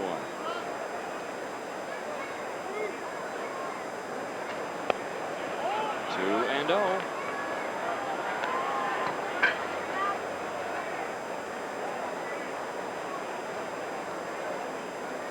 Rondell White, one of several Expos now, have signed long-term contracts. Bouncing ball, could be 2. Perez gets the hop. Lansing with the picket. There's the double play. Neifi Perez and Mike Lansing coming through in the middle of the infield as the Rockies with a big twin killing to end the threat in the 6th inning. And the Rockies still lead by 2. Clint Hurdle talking with Larry Walker, hitting coach, to his pupil. Trying to get Walker square at the plate. Rockies lead by 2 as we look at this date in Rockies history, brought to you by the new Dodge. Well, in '96, Rockies beat the Mets at Shea 5-3. Dante and Walker each with home runs. Kevin Ritz, who's trying to make a comeback off the DL with a winning pitcher. Leskanic got the save that day. Well, here's Hamilton. He has 2 more hits today and his average all the way up to .357. Hamilton right now a .357 Magnum. Been everything the Rockies thought he would be and more.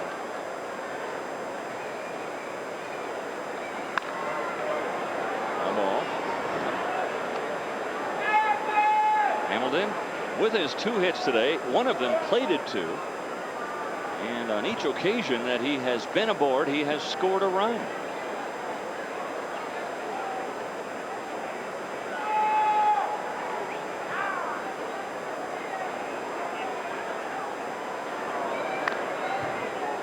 Still 2 strikes on Hamilton.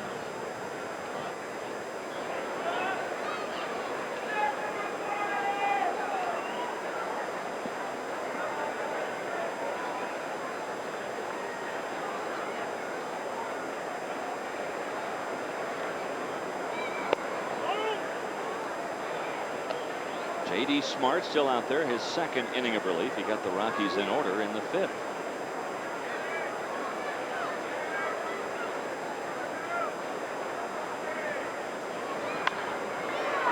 Little looper to left. White charging, and he makes the grab. Nice catch, Rondell White. He took it off his shoe tops and robs Hamilton of perhaps a double. 2 days in a row, a great catch against the Mets yesterday to save the ball game. One here against Hamilton. A long run to the foul territory. Catch right on the line, is able to hang on to it. Rondell White.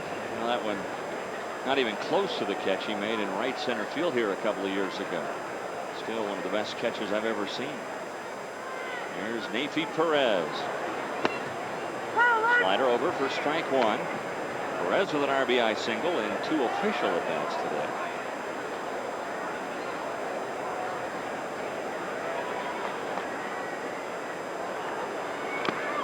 What's Neifi's hit zone, you ask? Well, we will deliver that information for you shortly. Well, you look at all the dots. He likes that ball middle half in from the knees up, down in the middle of the plate. Andrews able to get Perez by a step.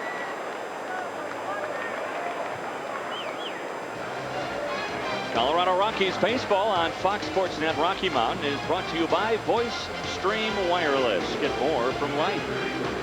By AutoZone, the best parts in auto parts. And by your Front Range Dodge dealers. 2 out, nobody on for Larry Walker, who has an RBI single and a run scored. Walker's average back to .250.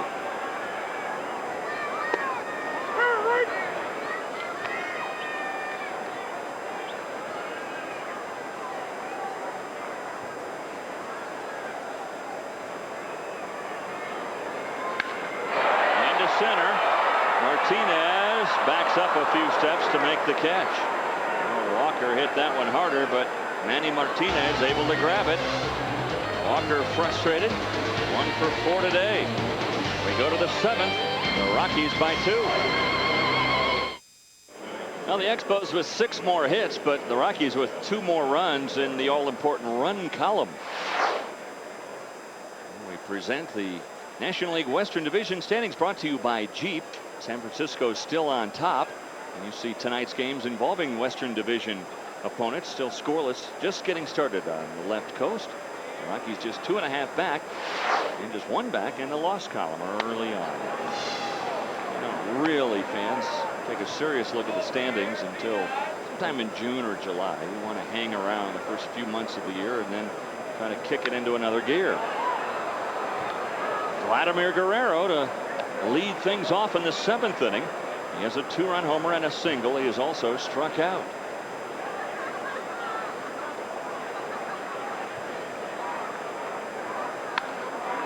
Up the middle, another hit for Vladimir, his 3rd of the night. That one a single to lead things off.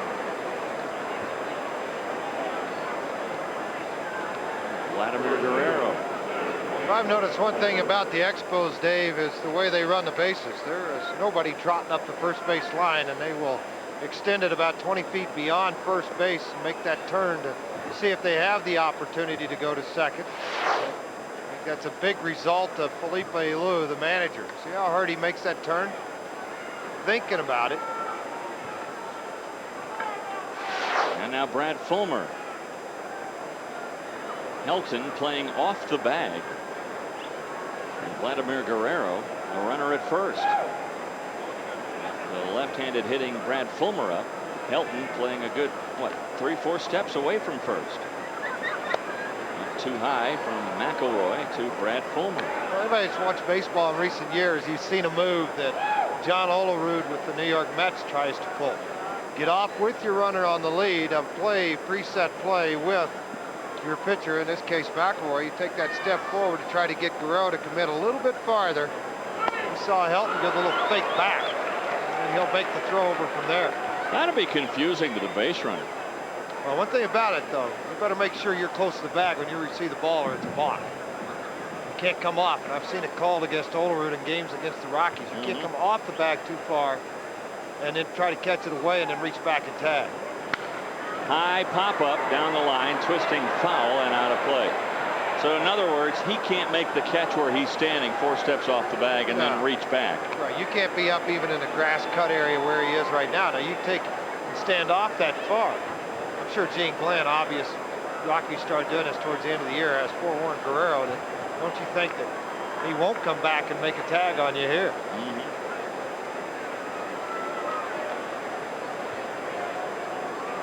1 ball, 2 strikes to Fulmer. Again, out of play. Fulmer busted his bat.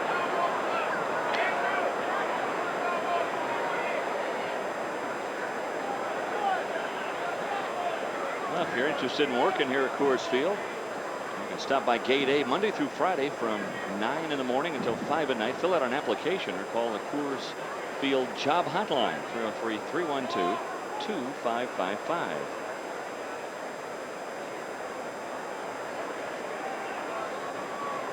That's exactly what you're talking about. Helton going back to the bag. Well, and the next play may be a quick step off and a flip over, but you don't want to make a mistake and let the ball get by Helton because you're throwing to a moving object.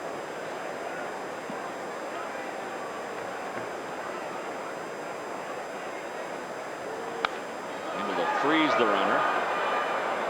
1 ball, 2 strikes. Fulmer with a home run his last time up.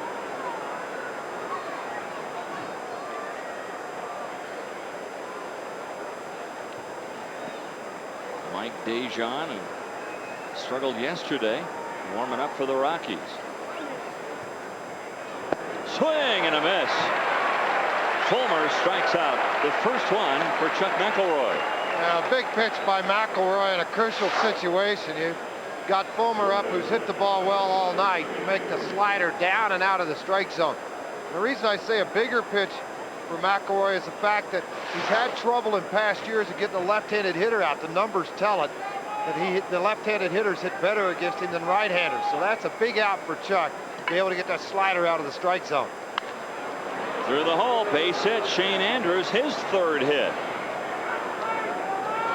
Vladimir Guerrero stops at second, 2 aboard, 1 out.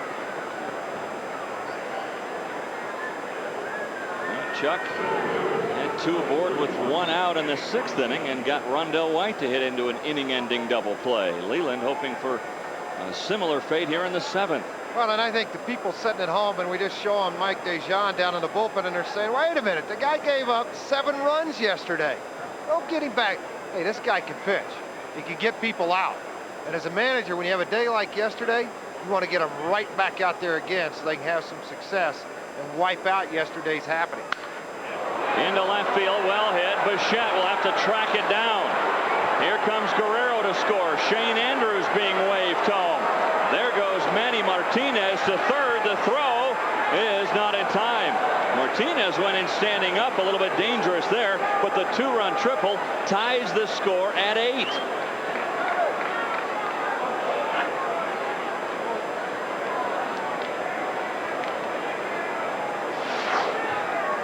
I know we asked that the infielders or the outfielders come in and play in off the wall. If it gets over your head, it's all right.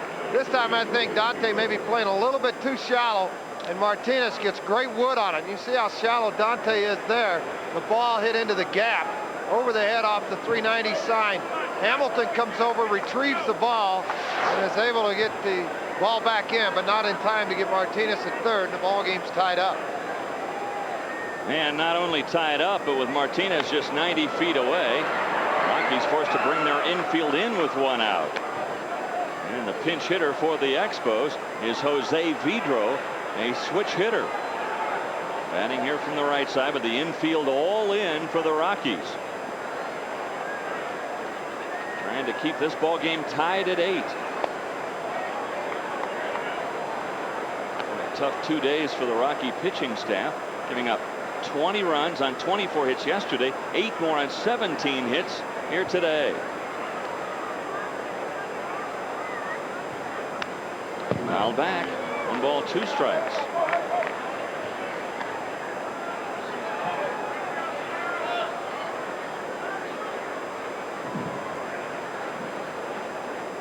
McElroy needs another strikeout right here.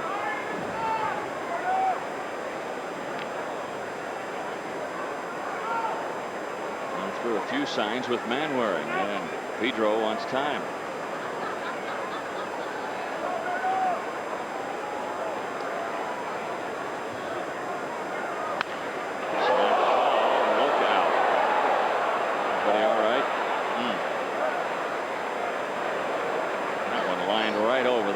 Dugout.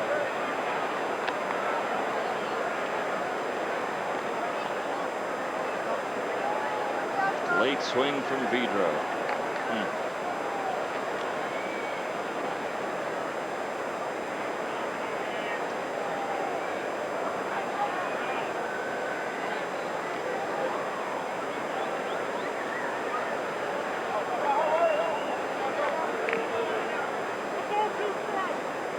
Ball, 2 strikes, infield still in.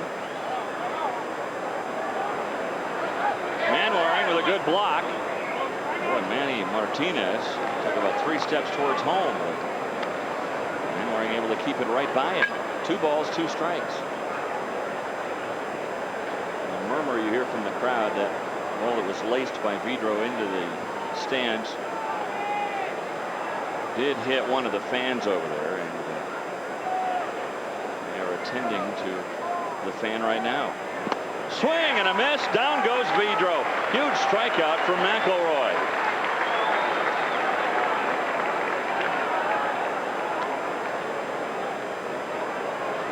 Good slider down and in from Chuck. He's going to put it right where you need to put it. And watch where Manwaring sets up, and then the ball comes through the backside and you get the strikeout. Now Jim Leland out to the pitcher's mound. He's going to make a switch with Barrett at the plate, the right-handed hitter. Leland will take the ball from Chuck McElroy, and with Mike Dejean will be coming on. So Dejean coming on to face Barrett with a runner at third and 2 out, and we'll be back to watch him in a moment. Back up on the bike here today, trying to forget all about yesterday, with a runner at third and 2 out in the 7th inning in a tie ball game. Well, we've been watching during that break, George, the fan that was injured on that foul ball off the bat of Vidro, and boy, a big lump on the head, but conscious, and they're attending to her right now, and we're no doctors and we're not going to make any predictions, but appears to be okay except for a pretty good sized lump on the forehead. Yeah, that's a shame too. I mean, you come to a ball game, you get great seats right above it, but you still got to be prepared all the time anytime you get in those type of sections. Just beyond the netting. Bring your ball glove. High pop foul. Manwaring, does he have room? He does. One pitch, and Dejan gets an out. Something he could not record yesterday at all. So Dejan getting Barrett and keeps the score tied at 8. And now for a look at what's ahead on Fox Sports News after the game, we go to the Fox Network Center.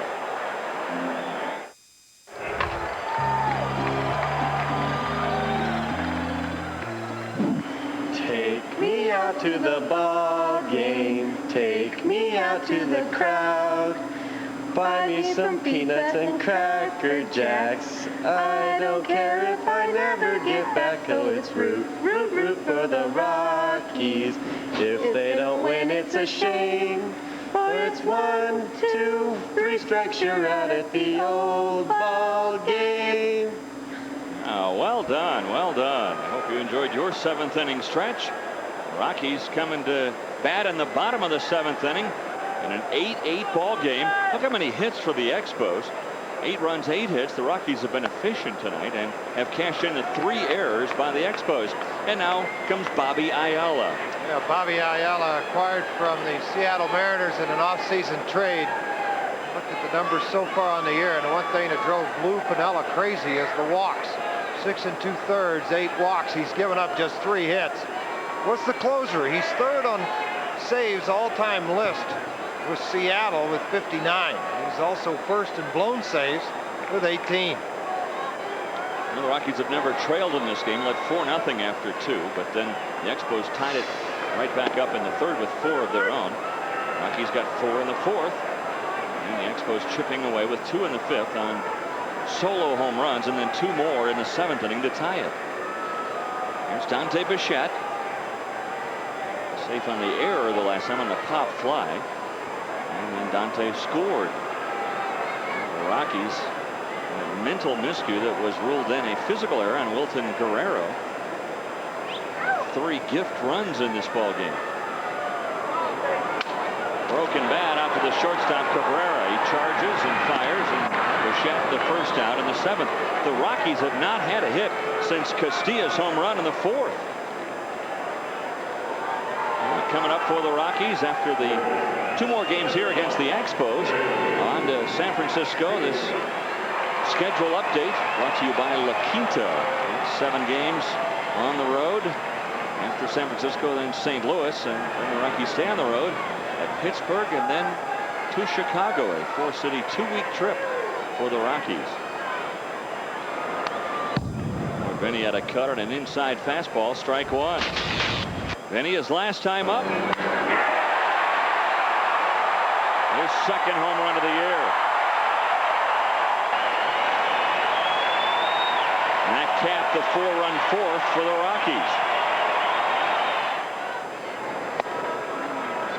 And the home run for Vinny Castilla, one of historical note, as he goes ahead of Andres Galarraga, the all-time leader now in most home runs in Rockies history. And the way he's getting them, George, he might put that home run title out of reach. By the time he leaves here, it might be up to 300s. 1 ball, 2 strikes now to Castilla.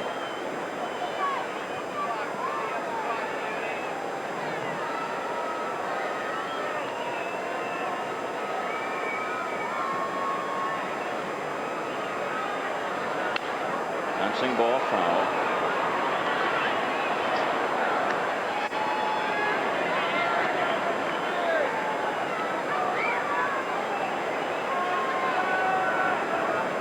Vinny Castilla, with that home run, actually tied Galarraga's home run total of 172. So Vinny still needs one more to break it. That one tied the record. High pop up. And we know Fulmer's going to call for this one. He's got it. 2 out in the 7th inning.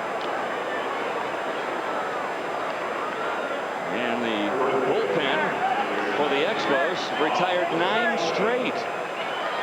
Pretty nice job by the Expo bullpen. Smart, J.D. Smart came in and threw the ball very well. 2 innings, no hits, no runs, no walks, no strikeouts. And Bobby Ayala, really, it was sad for him in Seattle because I think he and Heathcliff Slocum, there was a number of them there that they tried to bring in to be the closers. They just didn't perform well. They had an earned run average above 7 last year with a lot of innings and a lot of games pitched. So change of scenery has been good for Bobby so far. Well, no chance to be the closer in Montreal unless Huguette Urbina leaves town. But Urbina right now the closer for the Expos. Urbina, one of the better closers in baseball. Fastball, strike one, 1-1. Hey, there are still Rocky season tickets available for $99, starting as low as $5 a game. Field level locations also available. All 303 Rockies for more information.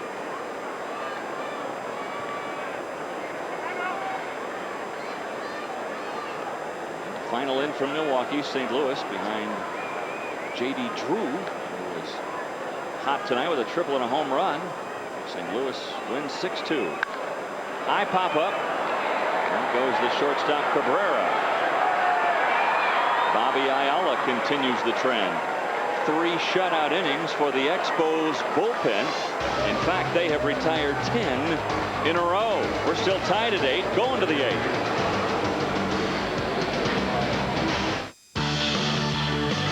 The season is swinging into high gear for the Rockies. Vladimir Guerrero and the Expos slide in for a set with the Blake Street Bombers. Series begins today at 5:30 on Fox Sports Net Rocky Mountain. Well, hi. We go to the 8th. Crazy 8s at Coors Field. Mike Dejan, who retired Barrett on 1 pitch to end the 7th inning, stays on to pitch the 8th, facing Orlando Cabrera, who is 1 for 4.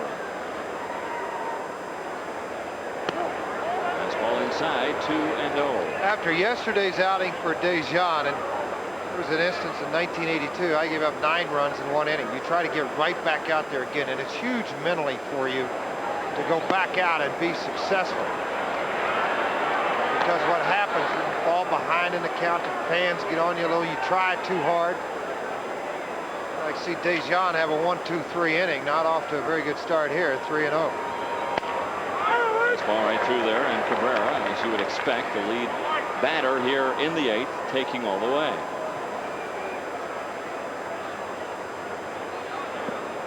You're almost forced, if you're Dejan, to throw 2 more right there and see if he can hit it. That one a little bit high. Cabrera swinging through, and now a 3-2 count. Well, with the stuff that Dejan has, there's no reason not to. He's got a great fastball, so not go ahead and take advantage of it.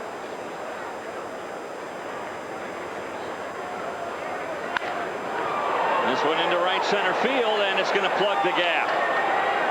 Look out, Cabrera can fly. Looking 3 all the way. Now he puts on the brakes. McCannon, the third base coach, said, hold on, you don't want to be the first out at third. And Cabrera gets to second base in a hurry. Look at the pitch. High fastball again, chest high. Cabrera tries it into right center. Watch him turn it on right there. He's thinking 3 the whole way. Whoop! Grabbed that anchor and threw it around the base and came back. And now Wilton Guerrero, and what will Felipe Alou and the Expos choose to do? Guerrero handles the bat well. I think he might be bunting here to get Cabrera over to third. We'll see.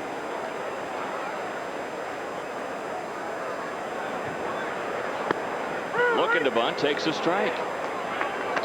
Saw the play set up too. You see Helton running hard from first base side. Dejan coming in off of the mound. Vinny's staying at third base. That way if the ball's bunted on the ground, they're thinking of one thing. Is try to get the out at third base. Cut off that lead run. Bouncing ball. Vinny's got to make the play. Throw to first. Safe! Wilton beat it out. How many times tonight have we talked about how aggressive the Expos are on the base pass and how hard they run up the first base line? This is a great play by Vinny Castilla. A very good bunt by Guerrero. But because of the hustle of Guerrero, it's a bang-bang play in the favor of the Expos. Really, that's right up the line, a perfect bunt. Vinny's got to come a long ways to get it. And a bang-bang play at first base. Guerrero's safe. Look at it again. Foot's down, the ball, close play. Ooh, that was bang-bang. First base umpire Jeff Kellogg rules in favor of the Expos. So now 2 aboard, nobody out. Dejan needs a strikeout. The infield a double play depth. The Rockies would give up a run to turn 2. Rondell White hit into a double play his last time up.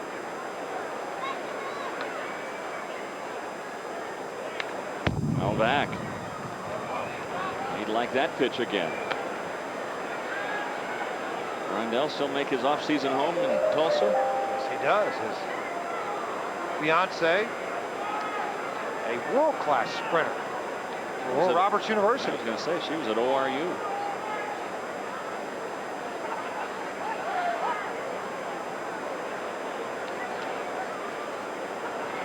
Play that Steve Busby made famous.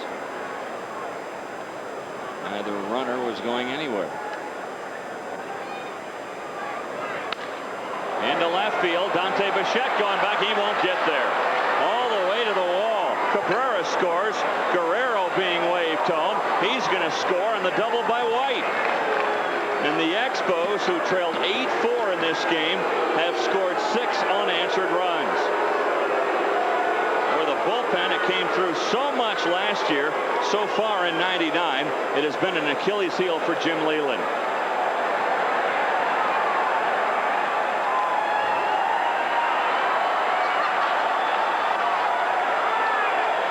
Rondell White with the double to clear the bases. Yeah, very costly base hit, obviously, for the Rockies.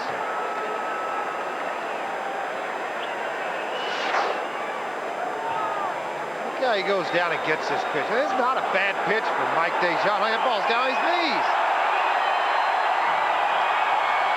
Takes it out into less than a base hit. And all of a sudden, it's a 10-8 lead for Montreal. A little break in the actions here. A couple of fans wanted to play right field with Larry Walker, and they got to go get their own special seat in the back. We refuse to show it. We don't want to encourage any other activity from fans coming out onto the field.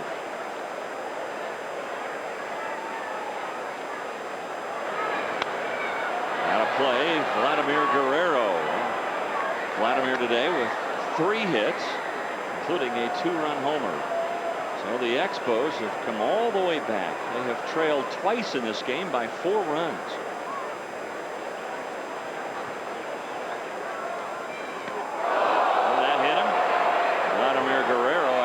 It hit him, and it did. So Vladimir plunked by a pitch, and he'll go down to first base. Yeah, 20 hits, and now a hit batsman.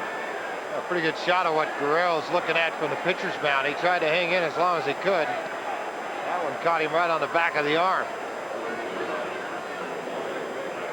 Well, runners at first and second, still nobody out. And Jim Leyland is beside himself, watching the Braves get 24 hits yesterday and the Expos 20 today. 44 hits by the opposition, and now Ramirez starts to warm up. A rough 2 days for the Rockies pitching staff. And that on the heels of a brilliantly pitched game on Saturday.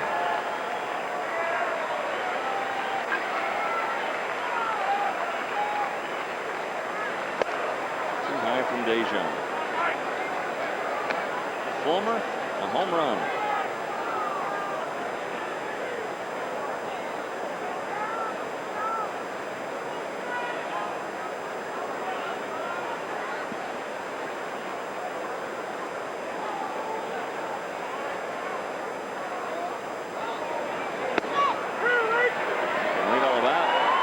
Skipper Jim Leland, as well as bios on Lenny Harris and Brian Bohannon, and a couple of other newcomers in 99's first edition of Rockies magazine. Get your copy at Coors Field, any Rockies dugout store, King Soopers, or you can subscribe to the magazine online, www.coloradorockies.com, or call 303-ROCKIES. 2 balls and a strike to Fulmer.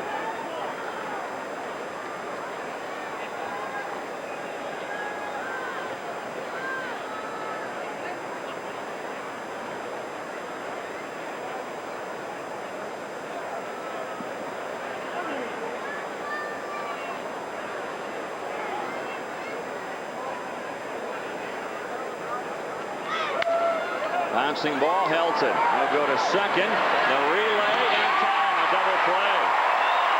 Mayfi Perez with a strong relay with Vladimir Guerrero charging from first.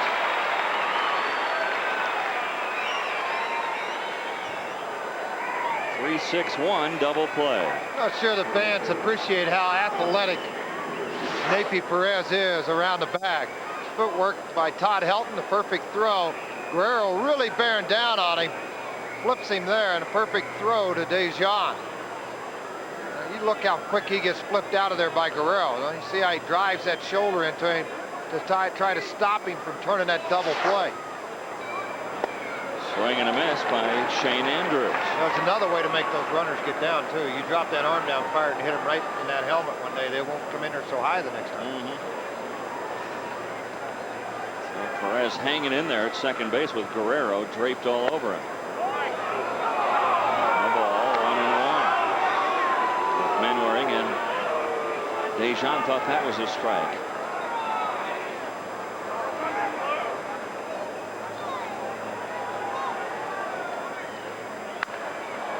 That one yanked foul. What's on tap for the Rockies?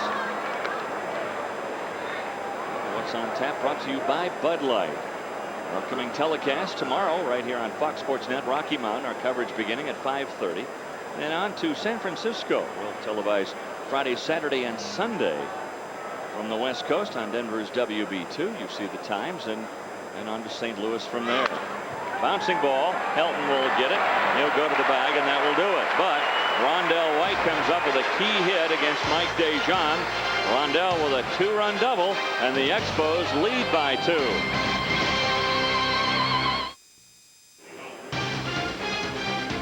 Colorado Rockies baseball on Fox Sports Net Rocky Mountain is brought to you by your Front Range Jeep dealers and by Coors Light, frost brewed to capture a cold, refreshing taste.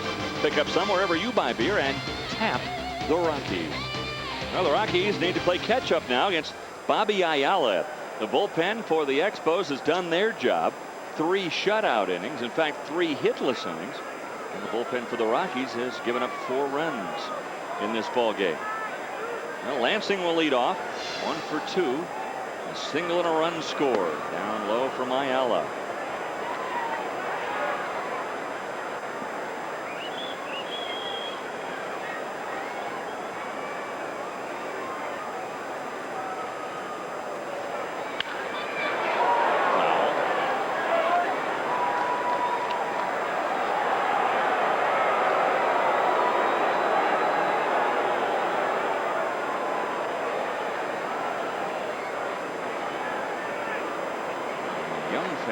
Souvenir.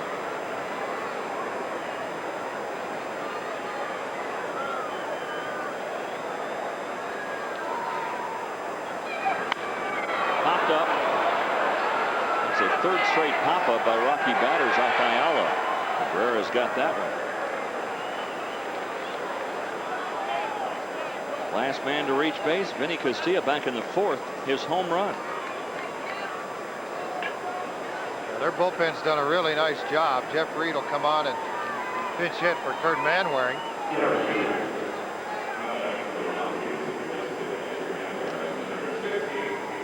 Reed will come on.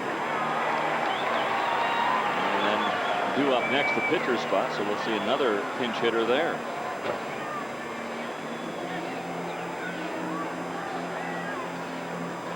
The Rockies have a little more Coors magic here tonight, coming back from 2 down against the Braves on Saturday, trailing by 2 here in the 8th tonight.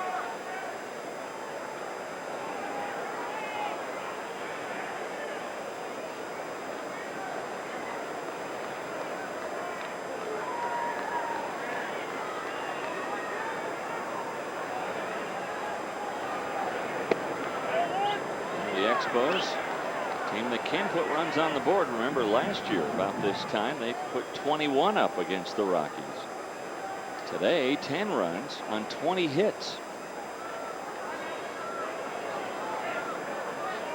Avalanche begin the playoffs Wednesday night right here on Fox Sports Net Rocky Mountain.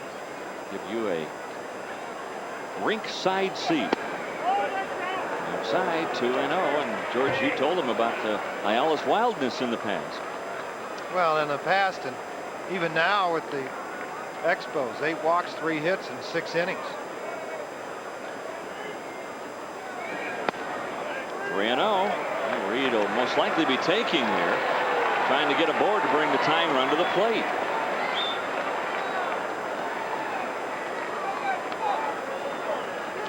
Harris still available to Jim Lear.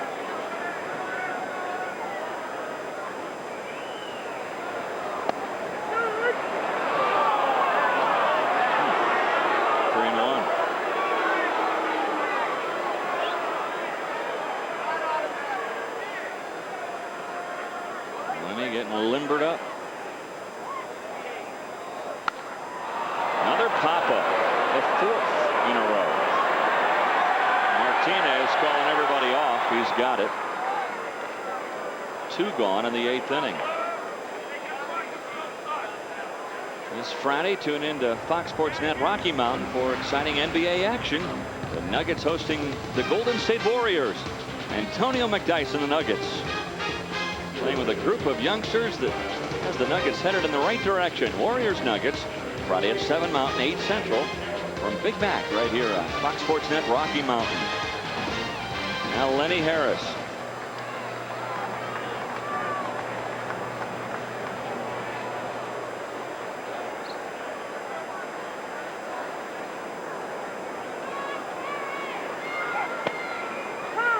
Ayala with a strike to Harris. Harris, a strong left-handed bat off the bench, a man who can play almost anywhere around the diamond. And a veteran presence in the clubhouse. Well, I think that's the key to what you just said there, Dave. The veteran's attitude that he brings into the locker room. A winning attitude.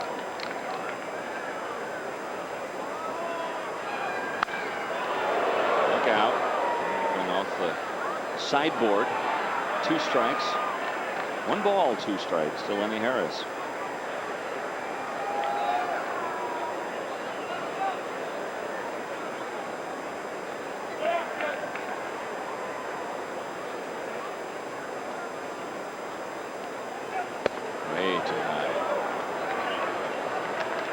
Pittsburgh on top of San Diego early on in the second, 1-0. And Atlanta ahead of Los Angeles 2-0 with John Smoltz on the mound for the Braves. That one in the second. San Francisco leading the Marlins 3-0 in the second. Line drive, base hit. Well, Lenny Harris comes off the bench with a pinch single.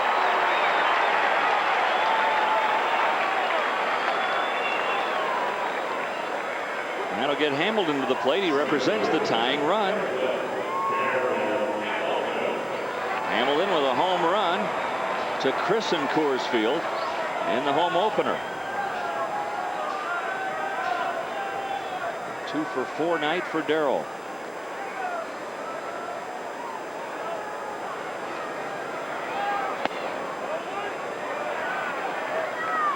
Start to see the pattern with Ayala follow behind in the count.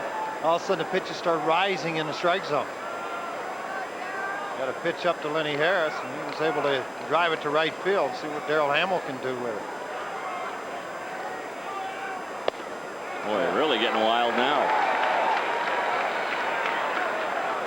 As you look at the in-game box score, Hamilton with 2 hits, Castillo with a home run. Everybody except Bichette with 1 hit in the ball game, and Darryl with 2.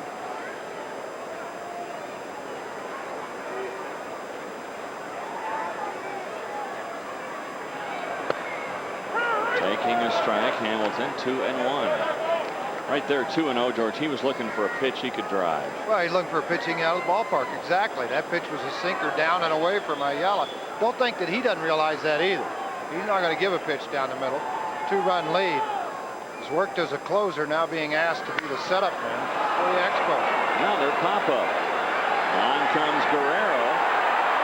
And that'll do it for the Rockies in the 8th inning. So Ayala works around the 2-out single to Harris. We go to the 9th. The Expos 10, the Rockies 8. Tonight on Fox Sports News Primetime. It's not exactly the royal treatment. The Kings send this coach into exile. Plus, the draft leaves this Bengal QB out in the cold. And East meets West in a National League Power Summit. The Braves and Dodgers face off in L.A. Plus, we hit the road for the Boston Marathon.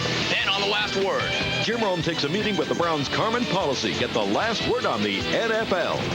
Fox Sports News Primetime, followed by the last word tonight after the game. Now Bobby Ayala visiting with his young catcher Mike Barrett. Ayala with 2 shutout innings of relief following the 2 smart innings by J.D. Smart. Well, Reed stays in behind the plate, taking over for Manwaring. And the new pitcher for the Rockies is the Rockies' christened closer, Dave Veers. Well, Jim Leland going to his closer with the ball club behind by 2. Needs the work, has not pitched in a couple of days. You see the high earned run average, that resulted in a home run given up and 3 runs in 1 appearance. So take that out of the system, he's pitched pretty well. 7 strikeouts in 5 innings and just 2 walks. He'll face the bottom third of the Expos order. Martinez will lead off, and then the pitcher due up next. And I see Orlando Merced has moved into the on-deck circle to bat for Ayala. Gatherbina is warming up for the Expos in their bullpen.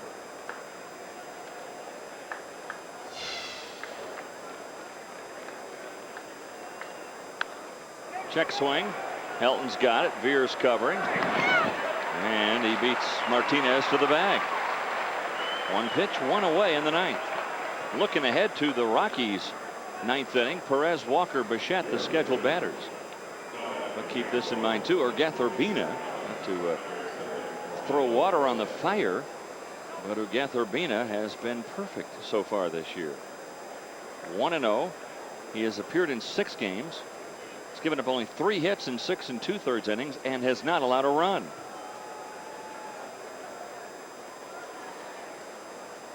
But he hasn't pitched at Coors Field yet. Strike 1.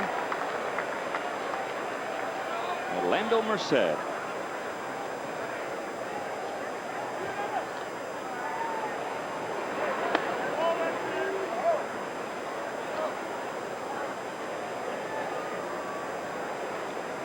Tomorrow, looking forward to the game with Brian Bohannon pitching for the Rockies. He's been special in his first 2 starts. He'll face Mike Thurman, who has an ERA already of 8.68. Bohannon, we showed you the earlier graphic, amongst the league leaders. Has the ERA under 2. 3-1 to Merced.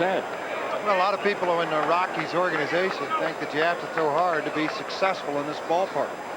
And he's one of those guys that is so far so good, has proven that myth very wrong. Pitched well here the other day, a no-hitter for 5+ innings. And some of his pitches, some of his slow curves, George, were going 65 miles per hour. Not even breaking the radar gun as far as getting a speeding ticket is concerned. All I worry about is reading the paper the next morning if you're pitching. It doesn't say 5 2/3 innings, shutout ball, average fastball 96. No. It just says he threw some shutout, no-hit baseball. Well, coming up on Fox Sports News at 10 o'clock tonight, they'll have highlights from the Braves-Dodgers game. Right now, Braves leading 2-zip. Also highlights from the Phillies-Diamondbacks and a playoff preview in the NHL. Actually, it'll come up right after the game, not at 10 o'clock, but right after the game on Fox Sports News.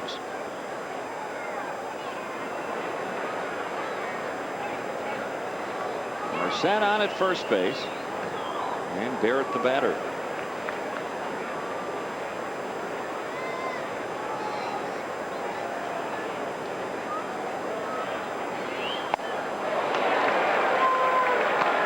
Barrett 0 for 2 in the game. Came in a double switch back in the 6th inning.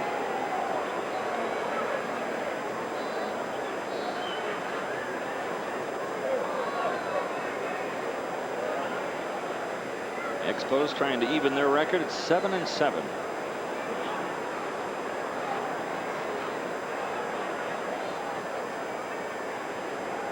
There are a lot of people around baseball, George, that think the Expos might surprise a few folks this year with all this young talent. You're amazed. You get a bunch of young, hungry players. And what they'll do is show up to play hard every single day, or they won't play for Luke. You know, and that might be a good thing for baseball, to see this team play well and compete and be right in the pennant race. It's kind of a shame the fans of Montreal won't enjoy it. Yeah, you're right.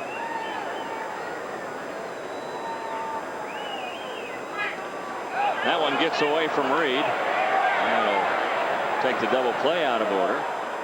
Veers comes in to pick it up. Going to second, Merced.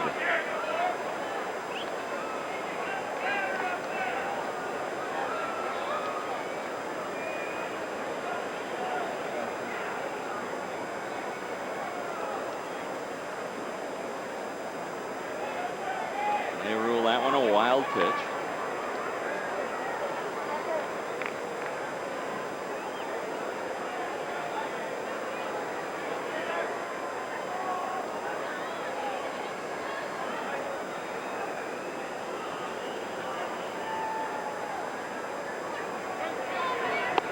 Swing and a miss, 1-2.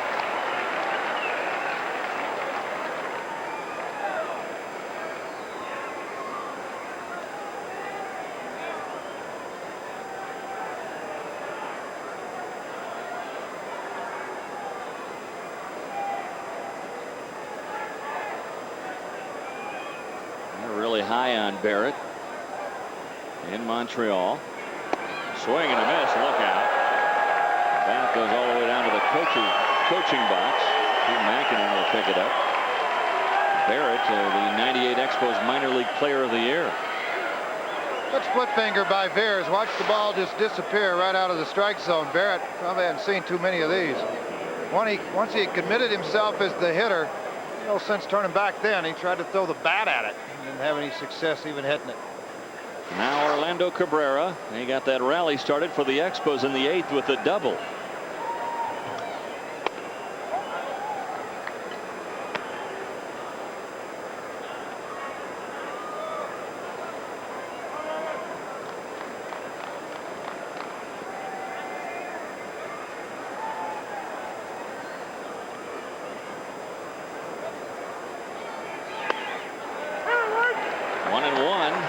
Cabrera.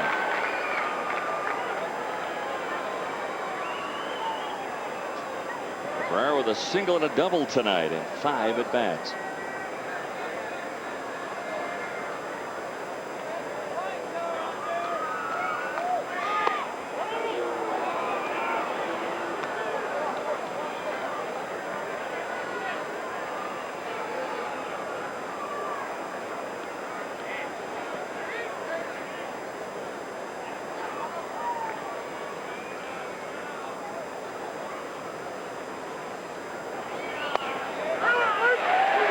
The knees, strike 2.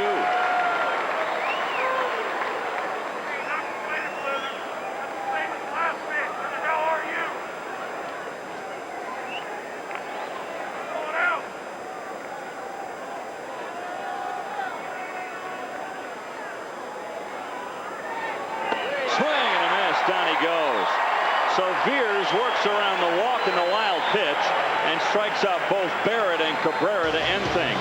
Perez will be leading off for the Rockies. Bichette will also hit along with Larry Walker. Montreal pounding out 20 hits tonight after the Rockies gave up 24 yesterday. And Montreal takes a 2-run lead into the bottom half of the 9th inning. A new pitcher, Hugueth Urbina. And we go into the Frazier file to find out more about How you like that down there at the bottom? Huh? They throw a strawberry. They're supposed to say ripe strawberry through a moving freight train. He got some gas for you now. Good hard fastball, hard slider. No guesswork when he comes into the ball game. It's going to be over the middle of the plate, a lot of strikes, and down. Looking for his 4th save. And he has to face Perez, Walker, and Bichette. So Mayfield trying to get aboard. The tying run is in the on-deck circle. And that is assuming that the hitter can get aboard. Rockies with the thrilling comeback on Saturday can have a little Loto magic here again today.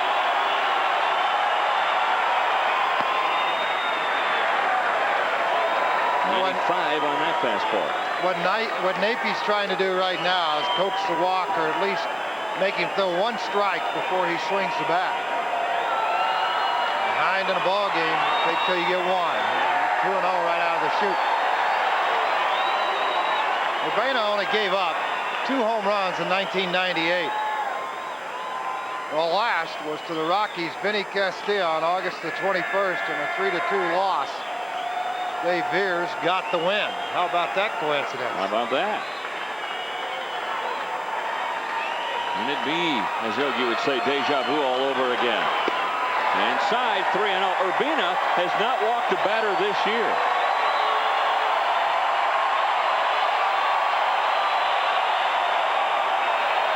Napie will be having the red light flashing here.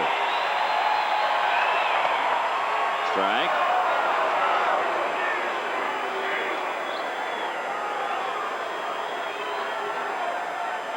Napie has never had a hit against Urbina, 0 for 3. Walker has a home run and 6 at-bats. Dante has 3 hits and 12 at-bats. Vinny has 3 hits, including that home run George talked about. Ball 4. So the tying run will come to the plate. First walk issued by Urbina this year.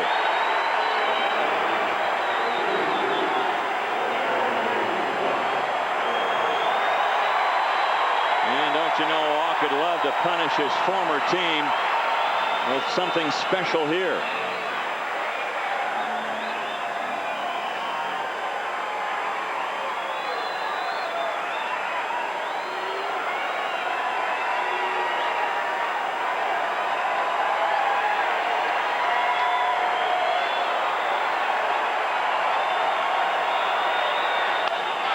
Into left center, that'll drop.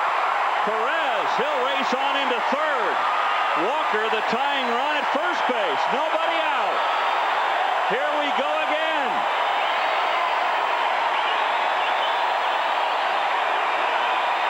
We couldn't ask for a better situation with the 2 hitters coming up. And Bichette and Castilla.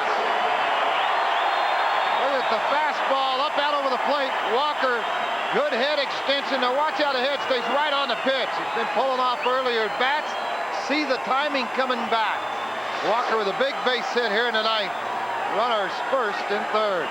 Well, Dante Bichette has had some dramatic moments at Coors Field. Comes up with the game on the line. 2 aboard, nobody out. Dante represents the winning run.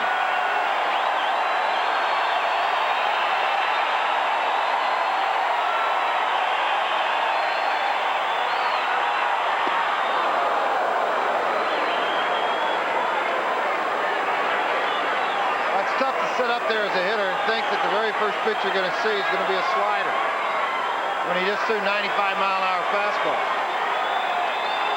Vinny waiting on deck.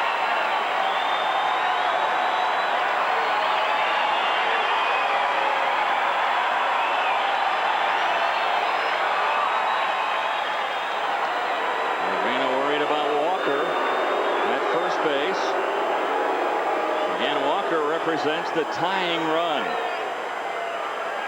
That's the immediate concern. Perez, not much of a concern for the Expos. He only gets the Rockies one closer.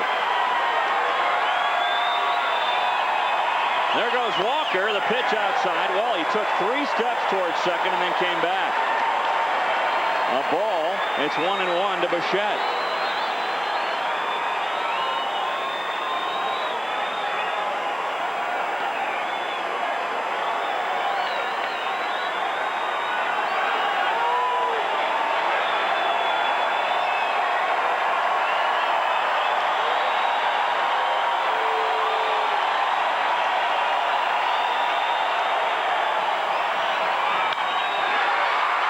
Ball smothered by Guerrero, and they tie! Perez scores! Bichette hit a bullet. Guerrero felt the pain in the midsection. You couldn't ask for a ball to be hit any harder to try to have the turn to double play. You could see it a little bit hard. Guerrero thinking, man, where did that come from? It might be a little lower back pain, too. He got tangled up with Cabrera. Look at him try to smother it, then he kicks it. When he does, Walker's safe. Then he runs into Cabrera, the shortstop. Uh-oh, Rocky magic. See that ball take a hop, jump up and hit him right in the stomach. That'll be the second error of the game on Wilton Guerrero, but you do give Bichette an RBI this time because Perez would have come home anyway. And you can't assume a double play. So now, still nobody out, 2 aboard. Vinny has a home run tonight. He has a home run against Urbina. Urbina has given up his first run of the year. The lead walk to Perez has already cost him.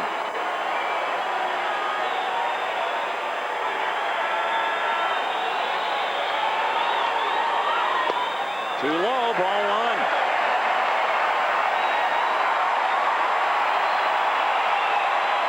Those that have stayed are being entertained by the Rockies here in the 9th. The Rockies trailing by 2 to the Braves in the 9th inning on Saturday, came back with 3 to win it. They pulled it within 1 here with nobody out. And Urbina sweating things out of the mound for the Expos.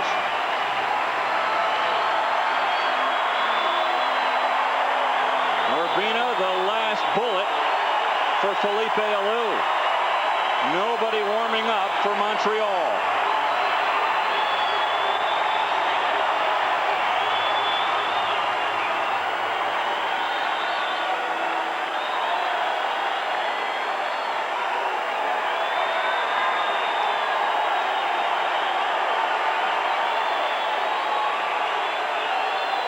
Walker, you can see his head bobbing at the bottom of your screen. He's the tying run. Bichette at first, the winning run. Oh, Vinny had the home run cut and just missed it. It's 1-1. A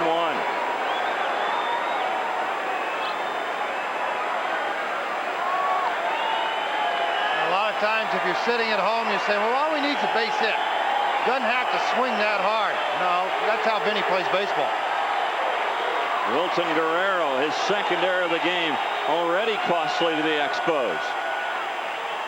Will it be a fatal blow to Montreal? Outside, 2-1.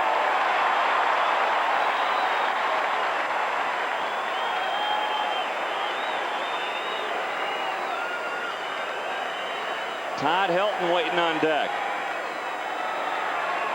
There are the base runners. Walker the tying run. Dante Bichette at first. He is the winning run for the Rockies. Pop foul and out of play, and you saw from that overhead shot how deep the outfielders are playing here. 2 balls, 2 strikes to Castilla. Walker's speed, though, Dave, I mean, even a ball, if it's hit either side of any of the outfielders, I got a feeling Donnelly's going to have to send it. I absolutely. don't think they can throw him out. They're If it's trying hit to right cut. at him, no. They're trying to cut Dante from scoring from first. So they're trying to keep a ball from going into the gap.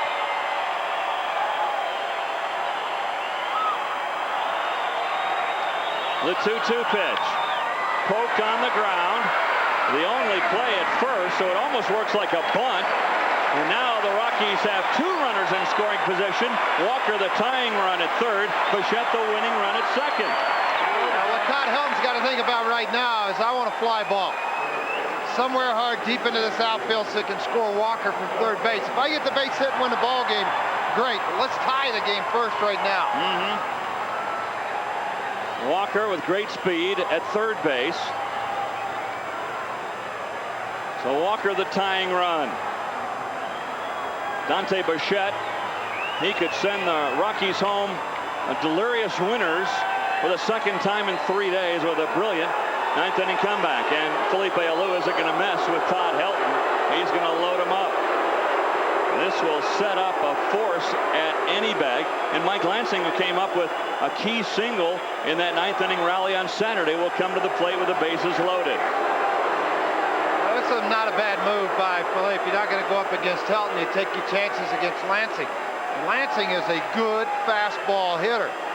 So this is going to be a good matchup with Lansing. Remember, Lansing jerked Rocker's pitch on Saturday, 100-mile-per-hour fastball through the hole. And Jerry, that was into left field, too. It went to the opposite field. So Laser can hit the heater.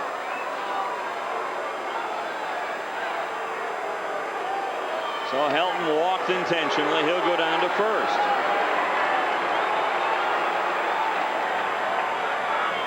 Urbina now will turn his sights to Lansing, and Leland hoping that Lansing can come through. Mike with a single tonight. Lansing and Duguay Urbina have never gone head-to-head.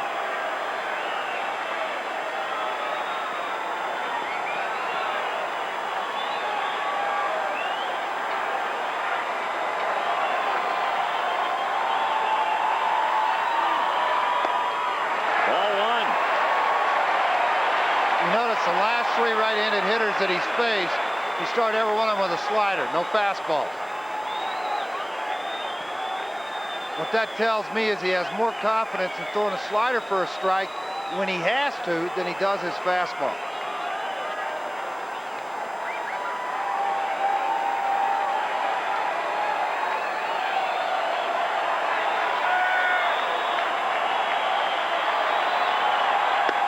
Strike. The outfield has moved in just a few steps for Lansing. And he has the same thought process as Todd Helton would have. Hit the ball in the air to the outfield, get Walker home from third to tie it. Worry about the rest later. Walker the tying run, Bichette the winning run. Too high, 2-1. This next pitch, George, will be a key pitch in this ball game. The biggest pitch of the ball game. Yes. Try to get it in the strike zone now, but try to go with the slider or the fastball. He hadn't been in the strike zone at all with his fastball. So do you sit slider? You almost have to think that. Can't adjust that quick. Most people say, what fastball adjusts to the breaking ball? Lansing. Yeah, I like that. Stepping out like that. I used to hate that. I didn't want to hit you right in the head. You're trying to get locked in, throw a strike, and the guy calls time on you. It breaks everything up again. The 2-1 pitch. Outside, 3-1.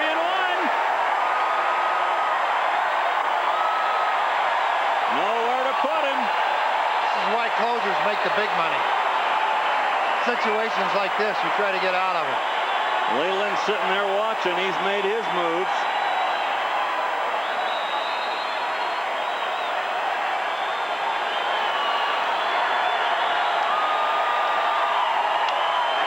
Base hit!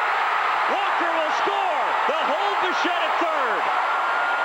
The Rockies have tied it at 10. Lansing comes through again.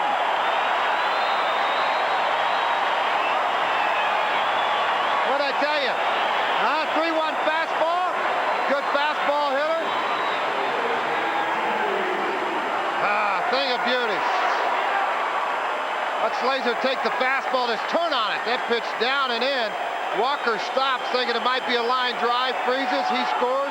Bichette comes around. I watch him get a jump off the ball. Then he's got to freeze because he doesn't know if that ball's getting through the infield. Then when he makes the turn, Rich Donnelly at first was waving him on and then put the stop sign up when White got to the ball that quick. With only one out, the Rockies just need a sac fly now. And look at the defense for the Expos. Not only is the infield in, but look at the outfield, how shallow they are. Well, what you try to do here, Dave, you pull your corners on the infield, you play your shortstop, second base at double play depth. Then you take your outfielders and bring them in. So any soft line drives they can catch and try to make the throw at the plate. Fly ball. It is a soft liner. Bichette tagging. Here he comes. Here comes a throw to the plate. Safe. The Rockies do it again.